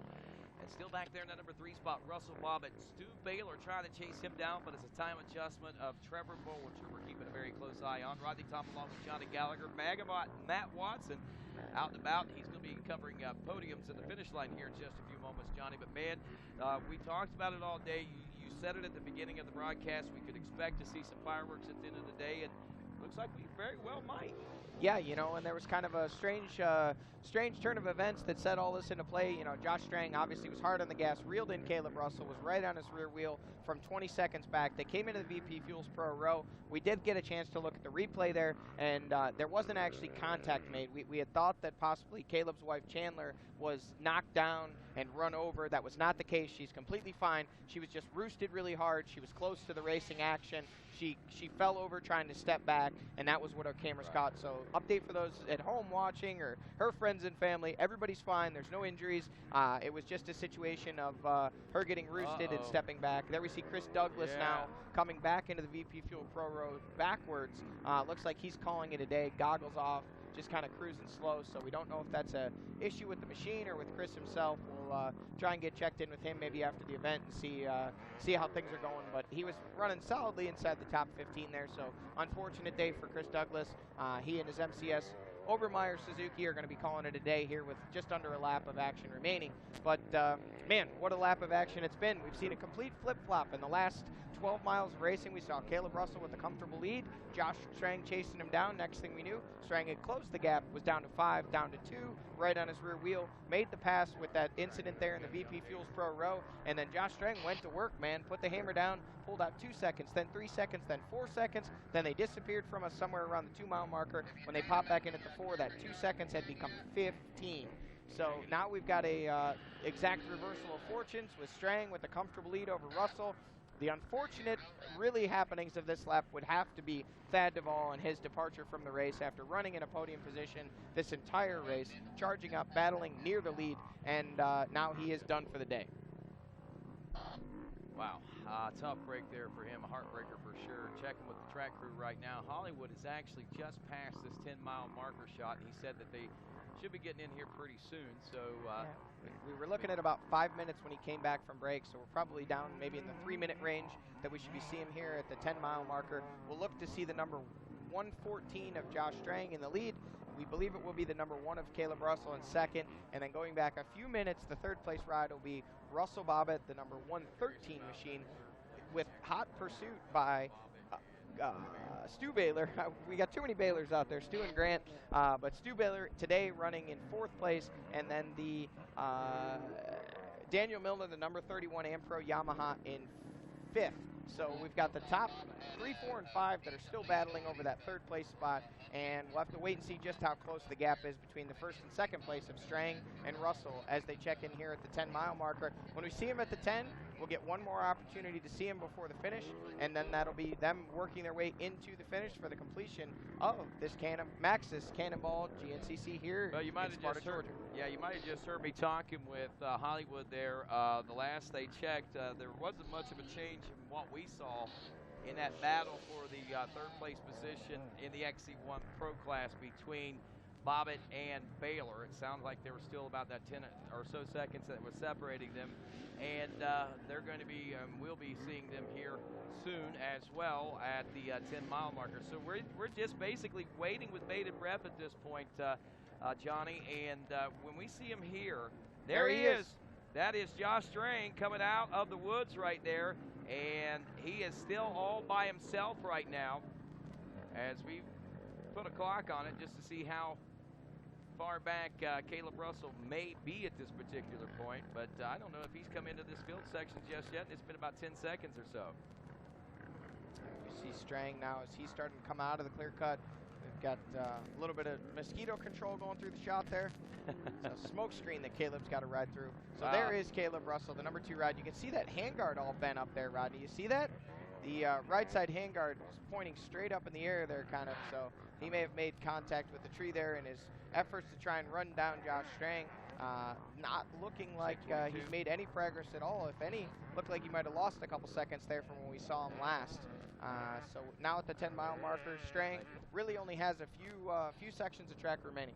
22 seconds, I think, is what we're counting right there between those two coming out of the woods there. So Josh Strang with just under 2 miles of racing left to go and about a 22-second lead, appears to be on track to win number 2 in a row here in 2016. You know, Rodney, I got to ask you, if somebody would have told you that Josh Strang would have come out swinging in one round 1 and 2 in the fashion that he's done it, would you have thought that was going to happen? No. Yeah. I mean, I'm not taking anything away from Josh at all. You would have been hard-pressed to convince me that anybody was going to win the first 2 rounds. Right, other than Caleb much competition. Well, even Caleb. I mean, for him coming in off that, not racing for 5 months or whatever it was, I honestly thought we were going to have different winners through the first several rounds. So whoever it was. So for Strang to come out and looking like he's on his way to making it 2 in a row, that's impressive stuff. That is. And my mindset on that was Caleb's been off. He trained all winter more than he ever has in the offseason before, even though he was coming off injury. I figured he'd be in better shape and better fit at this particular point. Maybe just yards ahead of everyone, or at least yards ahead of where he has been in the past in the beginning of the season, which whenever he starts, he's right up front regardless. But this year, like I say, man, a lot of things are different, and I don't know that you can contribute the injury and late in the last season or anything like that to anything what's going on right now, other than the fact that confidence was gained by these riders in his absence. That's the only bit. I think Russell still got the speed. I think he's still got the strength. I think these guys have just found a little bit more themselves. Sure, absolutely, and I think this is going to cause Caleb to regroup and rethink his approach and his strategy, and really charge and push himself throughout these next couple of 3 weeks, and come out swinging, I'm sure, in North Carolina to battle Josh Strang and Grant Baylor and Daniel Milner and all the rest of these guys that are up there today. I don't know if Russell Bobbitt will be joining us, but you never know. Maybe after this podium, he'll come back and do some more GNCC racing action. But all these guys are threats and contenders for sure. And it's really interesting. And one other thing that you didn't mention in the kind of makeup of how this all happened, Josh Strang went home to Australia for quite some time, and that's something I'm not super close with Josh, but I don't think he's had the opportunity to do in 2 years. So 2 years since Josh has he's maybe been home, but if it was home, it was just real quick. He actually went home for several weeks or maybe even a month. To hang out with family, live in a house he's familiar with, be with all his friends, and I follow him on Instagram, and I saw he was doing some cycling and just hanging out. Took his now fiance over there, Kim, and they were and there's Stu Baylor has taken over the third place ride. So there it is. Baylor is third physically on the racetrack right now, and the big question remains yet still is where's Trevor Bollinger? Is he still within contention on time adjustments? Rodney, let's get a clock on this. Alrighty, we're going to do her, and we'll see if we can't find those guys. There's Bobbitt coming through there, I believe. So there's fourth place physically. We'll have to see if we can catch Baylor in one of these shots. Unfortunately, I didn't get to my stopwatch or swatch watch quite quick enough. Swatch watch. We have not seen Milner. We seem to have lost Milner from this podium battle. Lost Milner, and I'm beginning to question where... There is Bollinger. Rodney, he's right on the cusp right now. That's close, man. I think he's within that minute still. It's close. Let's see. I'm going to And he's charging. You got to wonder if they're giving him a pit board saying, hey, bud, you don't have that big of a lead in XC2 and no sense for alarm, but FYI, you could get a podium overall if you go just a little bit faster. And there's Jason. Wow, Jason Thomas. Where did he come from? So Thomas back around Sipes. That was Sipes right behind him. So he's actually reeled back in Bollinger. So those guys were quite a ways behind Bollinger, but now they're back up with him. So that battle between Sipes and Thomas has pulled them back up to the XC2 leader. There is Milner. So now so that would be, let's see, Baylor third, Bobbitt fourth, Thomas fifth, Sipes sixth, and Milner seventh in XC1. So you can see he's kind of, don't know if maybe it's some physical issues or maybe he went down, but he was up there in the fifth place spot, closed in on third and fourth, and now he's back in seventh. So a rough last lap for Milner. Well, I think 23. There's Thad Duvall. Wow, he's back to running. So Duvall is not completely out of it after all, and this means big news for him because even though he's not getting that third place position points in the XC1 Pro class or even the overall today, what he was hoping to and looking like he was going to get, having that machine back up running, still able to finish in the top 10, that's going to salvage some very valuable points. Yeah, absolutely. That puts him 8th in the XC1 class physically. He does still have Milner right there in front of him, so he could potentially gain that extra spot, maybe even one or two more by the time he gets to the finish line. But the big tail is going to be these XC2 guys checking in. We're going to have to wait and see. I believe this is second place in our XC2 class. There he is. That's Jesse Grom. So a heck of a ride today for Jesse Grom in that American Beta machine. He's a little bit of a stumble there. Looks like these guys are really starting to get tired. This track's taking a toll. But again, that may factor into the overall positions for Duvall. But nonetheless, 8th in the XC1 class currently, with the potential possibly to battle with Milner for that 7th place spot. So that is a big improvement from the potential DNF we thought he had. Well, Russell Bobbitt last time around had about a 23-second deficit on adjusted time, or should I say Bollinger had 23 seconds over Russell Bobbitt on time adjustments the last time they came through the finish line. When we start looking at the clock right now, Here's Josh Strang coming in now at the 11-mile marker. Still going to come right down to the wire, it looks like, for that third overall. But right now, here it is, folks. Keep your eyes peeled as the 114. The freight train is rolling. He gets it rolling early here in 2016 as he's on his way to making it win number 2 here at this, and this first win and the one to claim, to stake the claims here at the Cannonball GNCC. Josh Strang rolling to the checkers. He's only got about a half mile to go right now, folks, and a lap ago he was hot on the wheels of Caleb Russell. My, how things have changed as Caleb Russell makes his way into sight now, and a monumental gap between first and second. Caleb Russell with no goggles on, but 2 in a row for the 114 of Josh Strang as he winds his way around the turns here in Georgia. 4 consecutive GNCC wins for Josh Strang when you couple together the final 2 rounds from last year. And Josh Strang is rolling, my friends, and he is looking to be one tough to beat even for a 3-time champion like Caleb Russell. Wow. So Strang was looking over his shoulder several times through those last few turns, and even when we saw him back around the 11-mile marker, you know he was looking for Caleb Russell, and it looks like Russell is really just kind of he's salvaging this one out. You know, a second on a bad day or a bad last lap at least. You know, nothing to hang your head about. Still an awesome ride to put it up there on the podium for his factory KTM team, but Caleb Russell surely will not be happy with this. Josh Strang, though, that's one happy man. That is most definitely one happy man. And now, unfortunately for Thad Duvall, his bike problems we thought took him out of the race have only taken him back several positions. He's still on it, but that third place position is still way up in the air right now, and we are right on the cusp when the last time we saw these riders in time adjustments as to whether or not Trevor Bollinger was going to hold on to the position with Thad Duvall out from the XC2 Pro Lights class and take third overall, or whether or not the hard push that Stu Baylor has put on will put him into position to take not only third in the XC1 Pro class, but as well third overall. Regardless, you got to say, man, this has been a huge day for the 514 of Stu Baylor. This is the kind of race day that he as well as needed. And Johnny, you look at the big picture.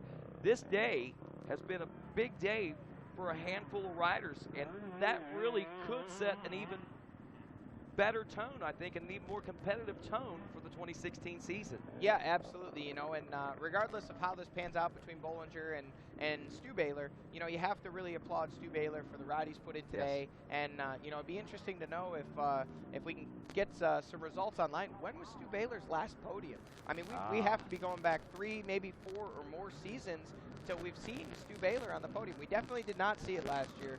We definitely did not see it in 2014.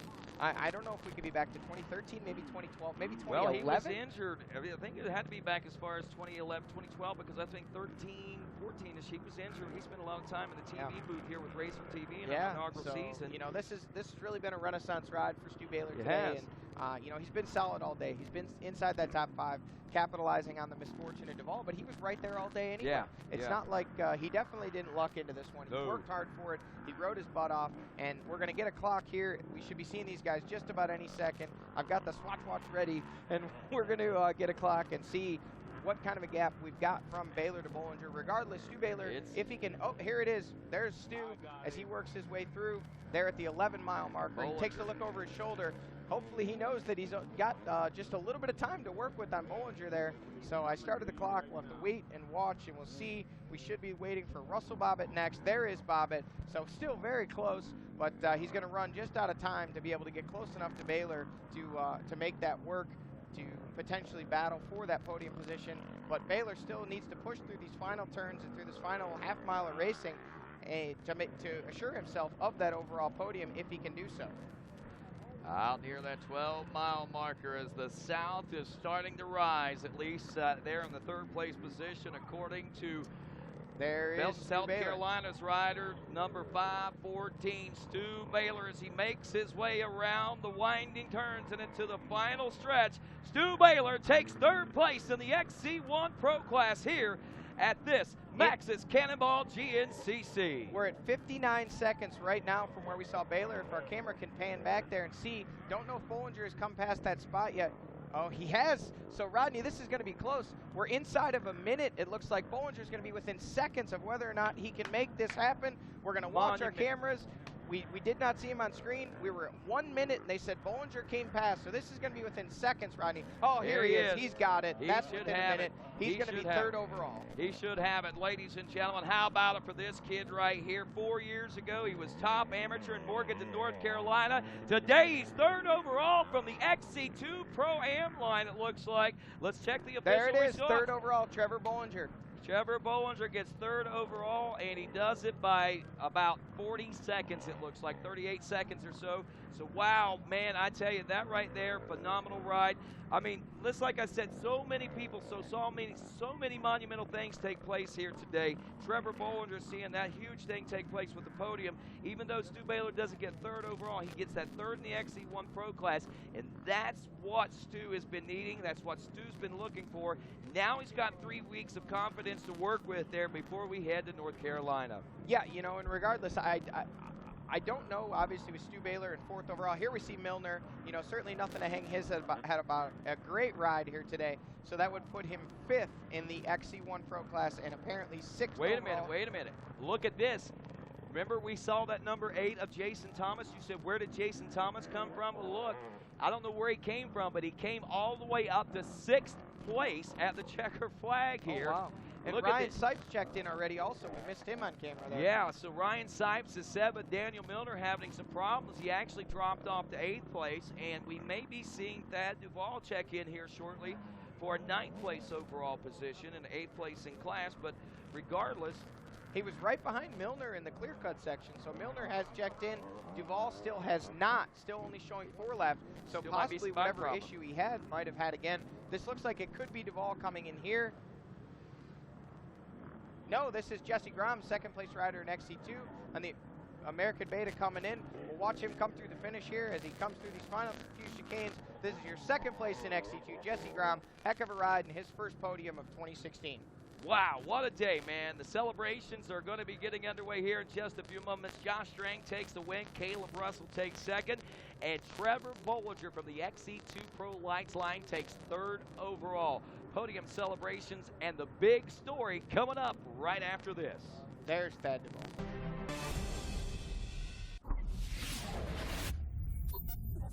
Maxxis Tires.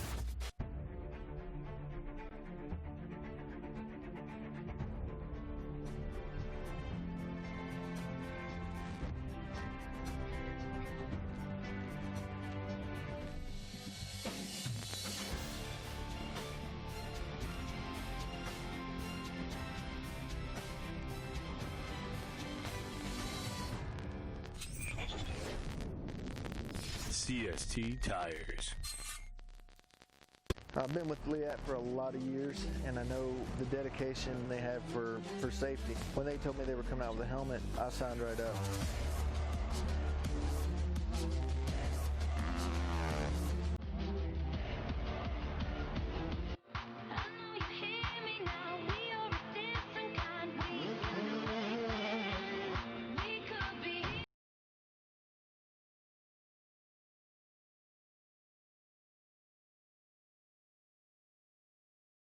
Congratulations to B-Link_618. That's at B-Link_618. Brady, if you will, as he is the winner in our AMSOIL Twitter contest. He'll get $250, great AMSOIL product.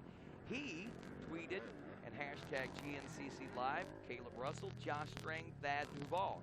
Well, again, you need not be right. You just need to get it in there. We pick him randomly, but man, a good choice, and I can't blame him there. But he still gets the $250 in AMSOIL product. Congratulations at Blink_618. Well, we saw all this great racing today, and it all stems from youth racing that started so many years ago with Caleb Russell and Thad Duvall and all those guys. Well, we got a fresh new crop that went out and made it happen earlier this morning. Let's check in with what took place there. 2016, we're here with the youth overall winner this morning, Randall Irvin. Randall, you're telling me you had a little bit of adversity right off the start, man. Hit a tree, bent the bike up, man, put your head down, made it happen to come out of here with a win today. Yeah, well, I guess I was Hunter Ramir right off the start, and who pulled the whole shot. And I followed him for a little while and just I was right on him, and right after the finish line, I came up and just whack that tree, went over the handlebars, lost my front number plate, but yeah, I put my head down, charged, and I was in third, and Hunter wrecked, and Benjamin broke, so I guess I got to win. Heck yeah, man, got to win the hard way, no doubt about it. Haven't seen you for a couple months. Where you been? Well, home. We live up in Maryland, like where the Wisp was, and it's all snow most of the time up there, so I ain't had too much riding time. Awesome. Well, congratulations this morning. We're going to see you up on the podium in just a couple minutes. Congratulations. Thank you. Back to you guys. All right, thanks a lot, Megawatt. Matt Watson covering that bright and earlier this morning, but that was pretty cool, man, and for him to be able to get that win like that was just amazing. Well, you know, we had some pretty great women's class racing earlier today in the 10 o'clock race. Let's check in with that as well. Hello and welcome to RacerTV.com's coverage of the Cannonball 2016 here in Sparta, Georgia. We're here with this morning's amateur race winner, WXC class champion, Casey Martinez. Casey, I tell you, this is getting to become a habit with you right now. Getting out to a good early lead, getting a comfortable gap, maybe having one or two challenges throughout the course of the day, but eventually ending up with a nice margin and a win.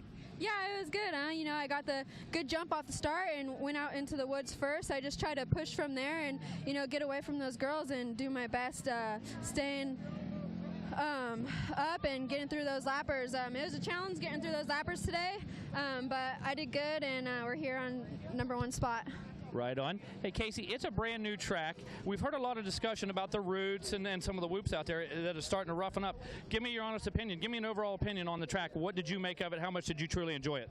I actually had a lot of fun. Those first 2 laps were really fun, and then those last 2 laps were getting pretty brutal. It's getting rough out there, and I've never seen so many roots, so it's pretty gnarly. Awesome. Well, congratulations on another win, and we're going to see you on the podium in just a couple minutes. Hey, back to you guys in the studio. All right, thanks a lot, Megawatt. Once more, again, as we take a look at the way things broke down here, Strang, Russell, Bollinger 1, 2, and 3 for the overall. Baylor takes third in the XC1 Pro class, while Trevor Bollinger wins the XC2 Pro Lights class. Russell Bobbitt will take 5th overall, Jason Thomas 6th, Ryan Sipe 7th, Jesse Grom, your XC2 Pro Lights 2nd place. He takes 8th overall. Daniel Milner holds on for a solid ride in the 9th place position. A good late race push there, so good to see that kind of stuff coming out of him. And also we got the number 5 of Thad Duvall rounding out the top 10 after it was all said and done. I mean, it looked like a horrible day there for Thad Duvall. We got reports there just before the 6-mile marker. His bike was broke down. It wasn't running, and we thought he was out of the race, but obviously they were able to get the bike running again. He got rolling again and was able to salvage that particular day, the best that he could out of the day. So another good day, I think, for Thad Duvall. As we look at our Maxxis Cannonball GNCC overall leaderboard again, Josh Strang, Caleb Russell, Trevor Bollinger, Stu Baylor, Russell Bobbitt. A lot of big things taking place, a lot of statements made today, and a lot of questions, I'm sure, also starting to pop up. Thank you, Rocky Mountain ATVMC. Get ready as they again provide us with those the great coverage that we see here at all the great GNCCs. You know, Rodney, a couple quick things I want to comment on as we watch here and we wait for Caleb Russell to hop up on stage here so we can get our XC1, or actually, I'm sorry, our overall podium underway. 3 things that stand out to me. Trevor Bollinger's first overall podium ever. That's an awesome statement for him and that JCR team. Obviously, we'll see him up here again in a moment for the XC2 win, but right now, that young man, his first overall podium, it's got to be a pretty special feeling for him as he gives the thumbs up. The other thing, I could be wrong on this, but I believe this is Stu Baylor's first ever XC1 podium. Obviously, we know he's had a number of XC2 podiums and wins over the years. And again, if I'm wrong, I apologize, but I believe this is his first ever XC1 podium. So certainly a big step today for Stu Baylor. And, you know, both of these guys should really, you know, take their hats off to each other, and everybody else should take their hats off to him, because that's big statements out of those 2 young men, both from, one from North Carolina, one from South Carolina. You know, 2 Carolina boys making statements here today, but the man in the middle with the red number plates, or the white number plates with the red numbers, made the biggest statement today when he went out there and took win number 2, 4 in a row for Josh Strang. That's and I believe, if I'm not mistaken, that would be 5 of the last 6 for Josh Strang. Only losing the Somerset GNCC, which Thad Duvall won. He's won every other race coming back from break and into this season. Wow, that is some momentum. And you know, it's funny, I was talking with Trevor Bollinger earlier today during pre-race interviews, you know, and we kind of skirted around the idea and didn't really want to delve into it, but you know, in the back of his mind and heart, this possibility lurked there. But his main focus, he comes in to win that XC2 Pro Lights class, and that's where it landed in, right there on the podium.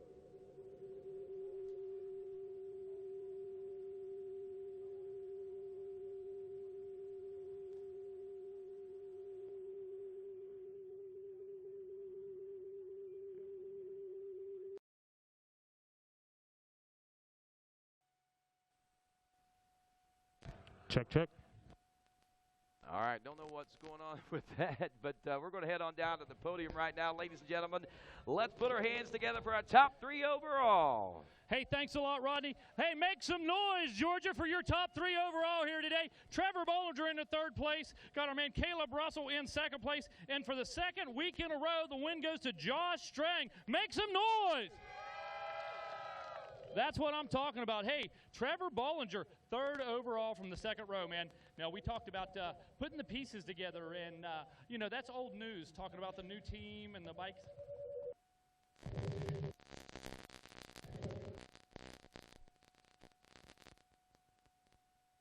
Talking about those kind of things, that's a little bit of old news. Tell us about getting that speed, being able to work your way up through, and have the confidence to get up there and run at the very front. Yeah, it's great. You know, I busted my butt this winter along with the team, and, you know, we got a great package. And, you know, I came off pretty winded, but, you know, my off-season training's paid off, and I feel pretty good now. And I'm just excited to be up here. You know, I didn't get to ride with Josh or Caleb, but, you know, I rode with some of the XC1 riders, and I feel like I learned some things. And, you know, just want to apply it to the next week and, you know, hopefully be up here again. Well, congratulations to you, man. We're going to rearrange the podium in just a second. We want everybody to know that you got 3rd overall. We want these guys to appreciate that ride right now. Johnny, we're going to bring him right back up as a win for the XC2 class. That way we can thank all the sponsors. We're going to go ahead and get Stu Baylor up here real quick in 3rd place and continue our big bike podium, and then we'll get right back to the XC2 class.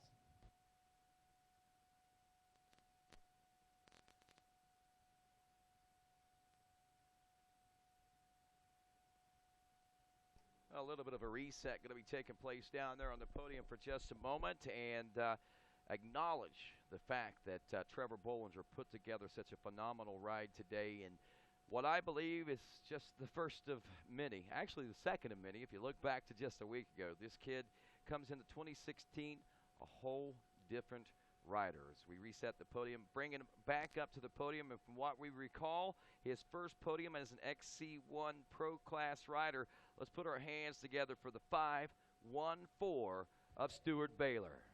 Hey, absolutely, you guys. Put your hands together for Stu Baylor, the number 514 machine, making his way up on the podium right now. 3rd place in XC1. So Stuart, known for coming on strong in the 2nd half of the races. And once again, Stuart, you put that theory to the test today. You proved it to be true. The 2nd half of the race is absolutely where you're strongest. And I got to know, man, how are you feeling on that 2nd half of the race? You said you had a little bit of a rough start, started pulling your way through, and man, oh man, just got into the flow. Yeah, you know, it was a tough day. I definitely didn't foresee. I didn't foresee a podium at all. We had issue after issue, and I kept going down, kept making mistakes, and kept losing time. And whenever I saw Thad on the last lap, you know, I was pumped, and I knew Bobbitt was right there, and Milner was right behind me, so I had to push as hard as I could. And it's just good to be up here. It's been a long time. I think 5 years now. You know, yeah, you're no stranger to the South. You're no stranger to the heat, the sand, and that kind of stuff. Not affected by the heat here at all today, were you? No, definitely not. You know, this is what I ride in. This is a nice day. It was in the 70s. It was 85 a couple of days ago, so I'm used to it. You know, most of the guys are, though. Everybody lives down here and trains down here so that they're ready for this. So today was a good day for a trail ride. Yeah. I mean, I really didn't feel like I was pushing all day. I know I made a lot of mistakes, but you know, I never really rode over my head. It was just stupid things that kept happening. Hey, Stuart, you've had a ton of people that have supported you over the years. Here you are with third place here in Sparta today. I know you have a bunch of people that you want to thank.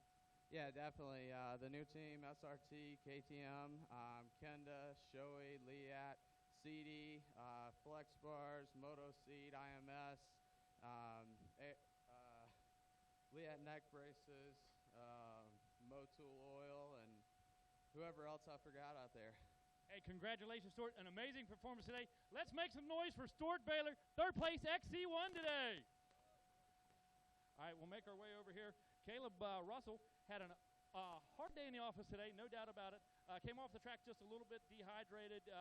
Comes out of here with a second place in the 450 class, the XC1 class, and we know that we're going to see him back in a couple weeks stronger than ever. Yeah, I mean, I'm supposed to go to his house the week before Steel Creek, so get some testing time in and try and make some things happen. You know, he got third last weekend, second this weekend. I think that we're on the pace to get him up on top where, you know, he wants to be. No doubt about it. You guys already have the plan written. You guys already have the outline. Looking forward to getting up there and making those changes. Hey, who are some of the people that help keep Caleb up here on the podium week in and week out? Caleb rides for FMF KTM, Red Bull, CD Boots, Troy Designs Gear, IMS Fuel Tanks, VP Fuel, Motor X Oils, Acherbys Plastics, Renthal Sprockets. I know he wants to thank his wife and everybody here, the fans. He's a big, you know, he really appreciates you guys supporting him out there and cheering him on. Yeah, so I'm sure he wants to thank everybody. Awesome, great job. Congratulations to Caleb and the entire team on second place here today in our XC1 class. And over here in the middle, make some noise for this guy, the second week in a row, Josh Strang taking that overall win, man. Got to seem kind of surreal, doesn't it, starting the season this way? It's good. That's why you put in all the hard work to get these wins. I feel like it's paying off. I felt good today. It was a tough race. Tell you, everybody said the track was tough, didn't have any flow, or it was extremely fast. What's your overall take and a description of the track? I think it had a little bit of everything today. So it was not as fast as what some people said, but it got kind of rough. So square edge and a little bit rough, but it was pretty good, I think. So overall good race. Just had to keep up with Caleb there. He got away there at one stage, and I just had to put my head down and catch back up, and then we'll say make the pass in the last lap. Well, I know one thing, Josh, you've sure made it exciting. You're going to hold on to those red numbers for another week, and I know you got a bunch of people that helped get you up here today and help keeping you going throughout the season.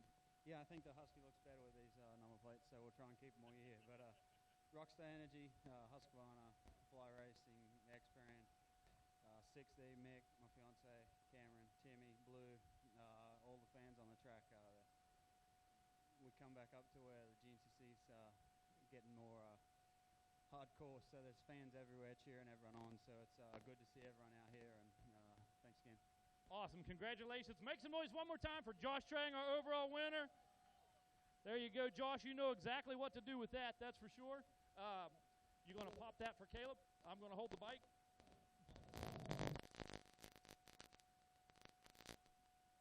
Make some noise one more time, you guys, for our top three in the XC1 class.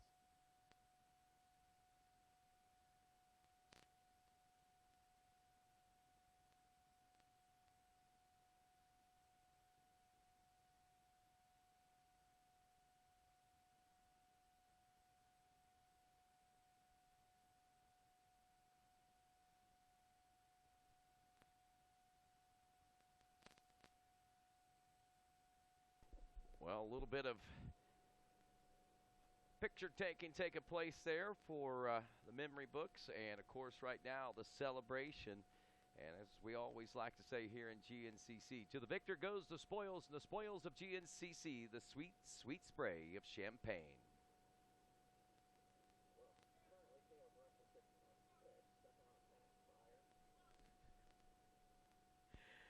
And of course, as the celebrations continue down here with our XC1 Pro Podium, we've congratulated our overall top three. We're going to get a chance once again to see Trevor Bollinger back up there. We'll get a chance to talk about the phenomenal ride that he was able to put forth here at the Maxxis Cannonball GNCC. We also have a $250 All Balls Hole Shot Award that we need to divvy out to Caleb Russell as well, Matt.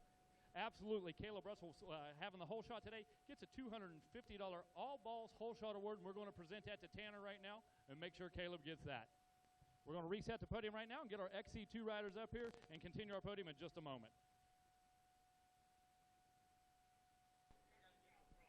Well, while we reset the podium, you know, we talk a lot about the top amateurs, and we got the American Cargo's Top Amateur Award. We were talking earlier today about the top amateur all the way back in 28th place, and of course, we've seen some changes take place since then. Not only a change in the name of your top amateur, but as well positions, all the way up to 22nd place overall from the 250A class. Christopher Venditti, the number 36, is going to take top amateur honors here today. As far as the XC2 Pro Lights class is concerned, as we take a look at the top three results in this one, once again, Trevor Bollinger, Jesse Grome, and rounding out the top three will be the 523 of Lane Michael.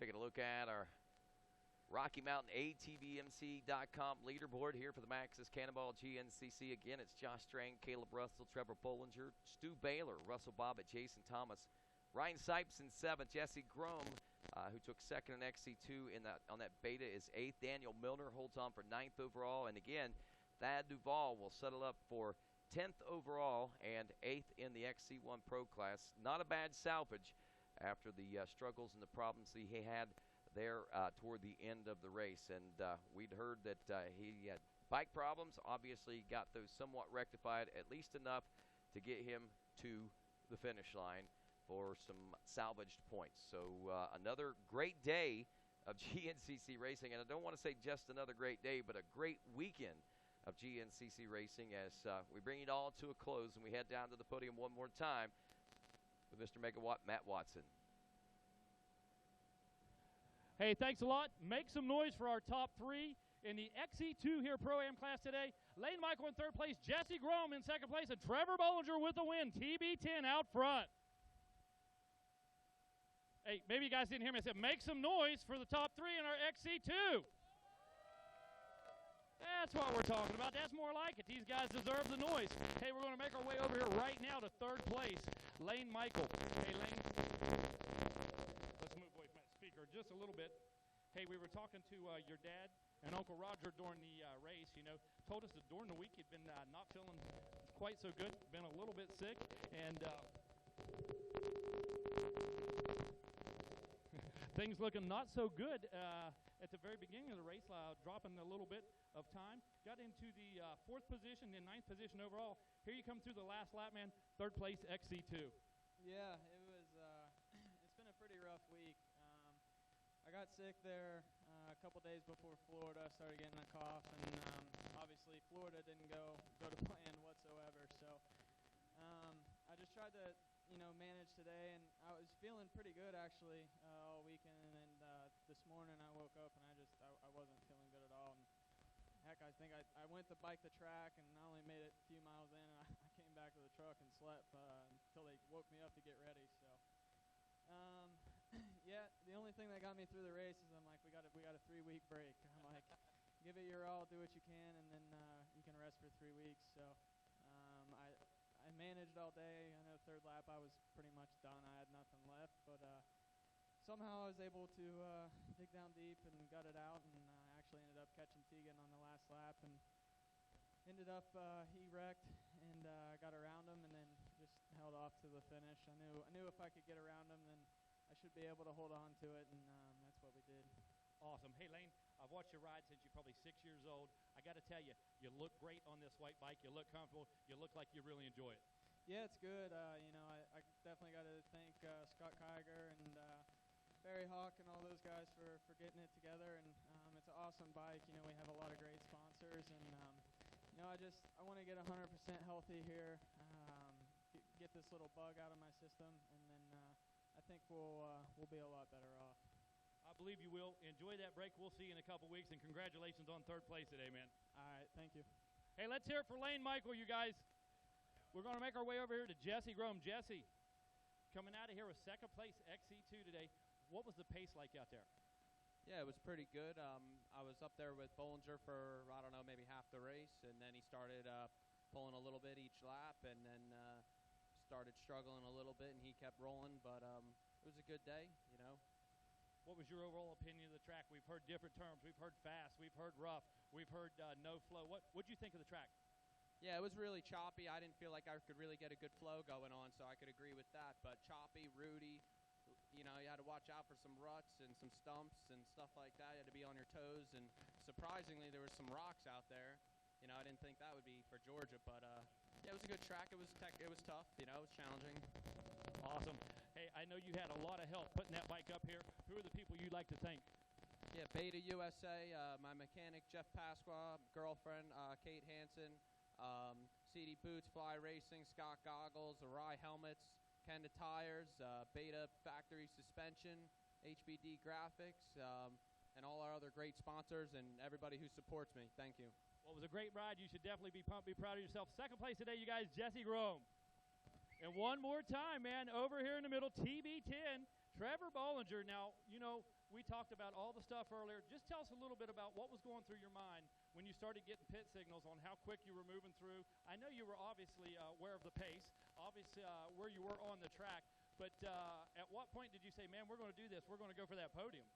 Yeah, I got a decent start and actually picked everybody off pretty quick, and you know, Grome went down on the first lap, and then got back up, and I just struggled the first 2 laps with arm pump, and then we caught some of the XC1 guys, and Grome was with me, and you know, we just picked those guys off, and then I knew he was pretty far up. I didn't know exactly, and then with 2 laps to go, Grome was still with me. He's riding really good, and you know, I don't think I could have went much faster at the time, and then you know, I seen the 2-lap board, and it just gave me that extra little energy, and you know, I just put the hammer down, and then with 1 to go, I think I got the pit board. That was 4th overall, so I didn't know how far to 3rd, but I knew I was going to go for it, and yeah, that's how it went, and you know, I'm thankful I got 3rd overall, and it was great. Trevor, how proud does it make you to come out and represent for the King of Baja, the boss himself, Johnny Campbell, giving you this opportunity to get out here and get it done 2 weeks in a row, delivering a win? How proud does that make you? Yeah, it makes me feel good, and you know, he took a chance on me, I think, and you know, I just appreciate it, and I worked my butt off for him, and you know, to show him that I want to do this for a long time, and I want to ride for him. So yeah, I can't thank the whole JCR Honda team enough. Fly Gear, my Maxxis tires are great today. Lucas Oil, Eric, he's been busting his butt all week. Me and Bach are pretty picky with our setup, and you know, I'm sure we've drove him crazy, but you know, he never complained, and can't thank him enough. Yeah, the pit crew, everyone helped me pit. They were awesome. All my family that came helped pick lines. My grandpa made it out, my dad. Yeah, I just can't thank everyone enough. Well, congratulations on another win, making it 2 in a row. You know exactly what to do with this, Trevor. Step up there, give these guys a quick drink, and let's hear it one more time for our XC2 podium, you guys. Trevor Bollinger with a win, Lane Michael in 3rd place, and Jesse Grome in the 2nd place.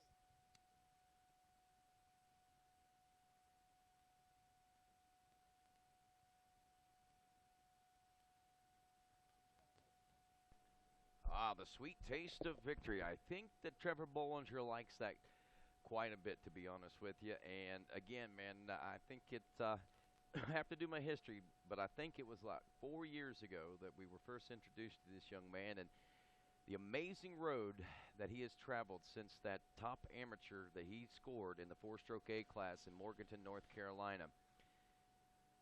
And the road led to right here to the center of the box for the XC2 Pro lights, and wow, an even more amazing ride with a 3rd place overall. And it only sets the stage for what the future has to hold for the whole GNCC, not only next coming races, but the whole season. And not only the XC1 class, but this XC1, the XC2, and all the things that make up a great GNCC afternoon race. The variables that bring it all together have certainly produced yet another top-notch, entertaining show here in the soils of Georgia. The inaugural run here at the Maxxis Cannonball GNCC, and one that I don't think is going to be forgotten anytime too soon for a lot of people. Trevor Bollinger and the crew will make their way off of the podium, and we'll reset for just a moment. We also have, I think, a hole shot award we're going to be divvying out here in just a moment, as well as our top amateur award. And then we'll be able to call it a race here in Georgia. And like we said, we'll be taking the break. We got, well, between now and then, I think in 2 weeks, we got Easter, and then the week following, we'll be heading down to Morganton, North Carolina. I believe, if I'm not mistaken, the I don't want to say the date on it right off the top of my head, but it's like 3 weeks out, maybe around the first part of what's the next month? April. Yeah, that's it. April 2nd and 3rd, I think is what it is. And there's our first 41. Yeah, April 2nd and 3rd, they're telling me now. I am right, so good. That's good to know. And here is our top amateurs. We told you a lot of things going on out there today, and it was really up in the air how this was going to all pan out. But we're going to head down to the podium now with Johnny Gallagher and our American Cargo's Top Amateur Award winner. And here we are, folks, with the top amateur overall today. Chris Vendetti. Chris, you the winner in our 258 class in overall amateur. This is your first ever overall amateur award. You've been close a number of times. You're actually up there battling for it in Florida, if I'm not mistaken. And then I believe you just missed out on it there at the end, but you got your redemption today with the win. Tell us a little bit about how your day went for you. It definitely went better in Florida. Florida had some bike issues. My shock actually loosened up and it was getting softer towards the end of the race. But today definitely went the way it was supposed to go. I didn't get tired. Everything was great. My fitness is there, and I'm going to go home, get ready for next week or 2 weeks, and hopefully I can have a repeat. I'm training real hard, and I got my diet right, and I'm ready to go. Chris, I don't know if you know this or not, but going into the last lap, you had a 4-minute and 6-second lead over second place in your class and the second amateur rider out there. So that's obviously a commanding victory and a commanding ride for you here today. You got to be happy with the way things are going. I'm sure that you didn't get up here by yourself. There's a lot of people that you need to thank, and we'll give you a chance to do that right now. Oh, yeah, definitely. I can't do it without my mom and dad. They've been behind me through everything, and they support me. And, you know, the man above for keeping me safe. I got to also thank Miami Bike Shop, Bars Competition, Flow Motorsports, Boise, ASB, Clean Works, Moto Hose, Factory Connection Suspension, Vance Earl Racing, Scott Goggles, Ape Graphics, Triangle Cycles, and Yamaha. All right, there it is, $125 from American Cargo, a little bit of fuel money to get you the next race. We got some photos taken here. Chris Vendetti, your amateur overall. Rodney, we'll give it back to you. All righty, thanks a lot, Johnny Gallagher, and congratulations to you, Chris Vendetti, on Top Amateur as we take a look at that Rocky Mountain ATVMC.com leaderboard once again. Josh Strang, Caleb Russell, Trevor Bollinger, your top three. Then Baylor and Bobbitt, 4th and 5th. Thomas, Sipes, Grome, Milner, Duval round out the top 10. And again, the stage is set for a great race coming up April 2nd and 3rd in Morganton, North Carolina, the Steel Creek GNCC. And that's going to do it for us from here, from Sparta, Georgia, in round 2, the Max's Cannonball GNCC. On behalf of my co-host, Johnny Gallagher, and, of course, Megawatt Matt Watson, as well as the entire staff here at Racer TV, our camera crew, of course, including Mitch Rosenberry, Jamie Schneider, Jordan McFadden, and Josh Alaski, as well as our technical director and producer, Mr. Price Harden, and, of course, our IT guy, Mr. Dan Reinhardt. All doing such a great job here this week. We want to salute those guys and say thanks for another job well done. And, of course, to you at home, be sure and join us again when Racer TV continues from the Steel Creek GNCC. Good day, everybody.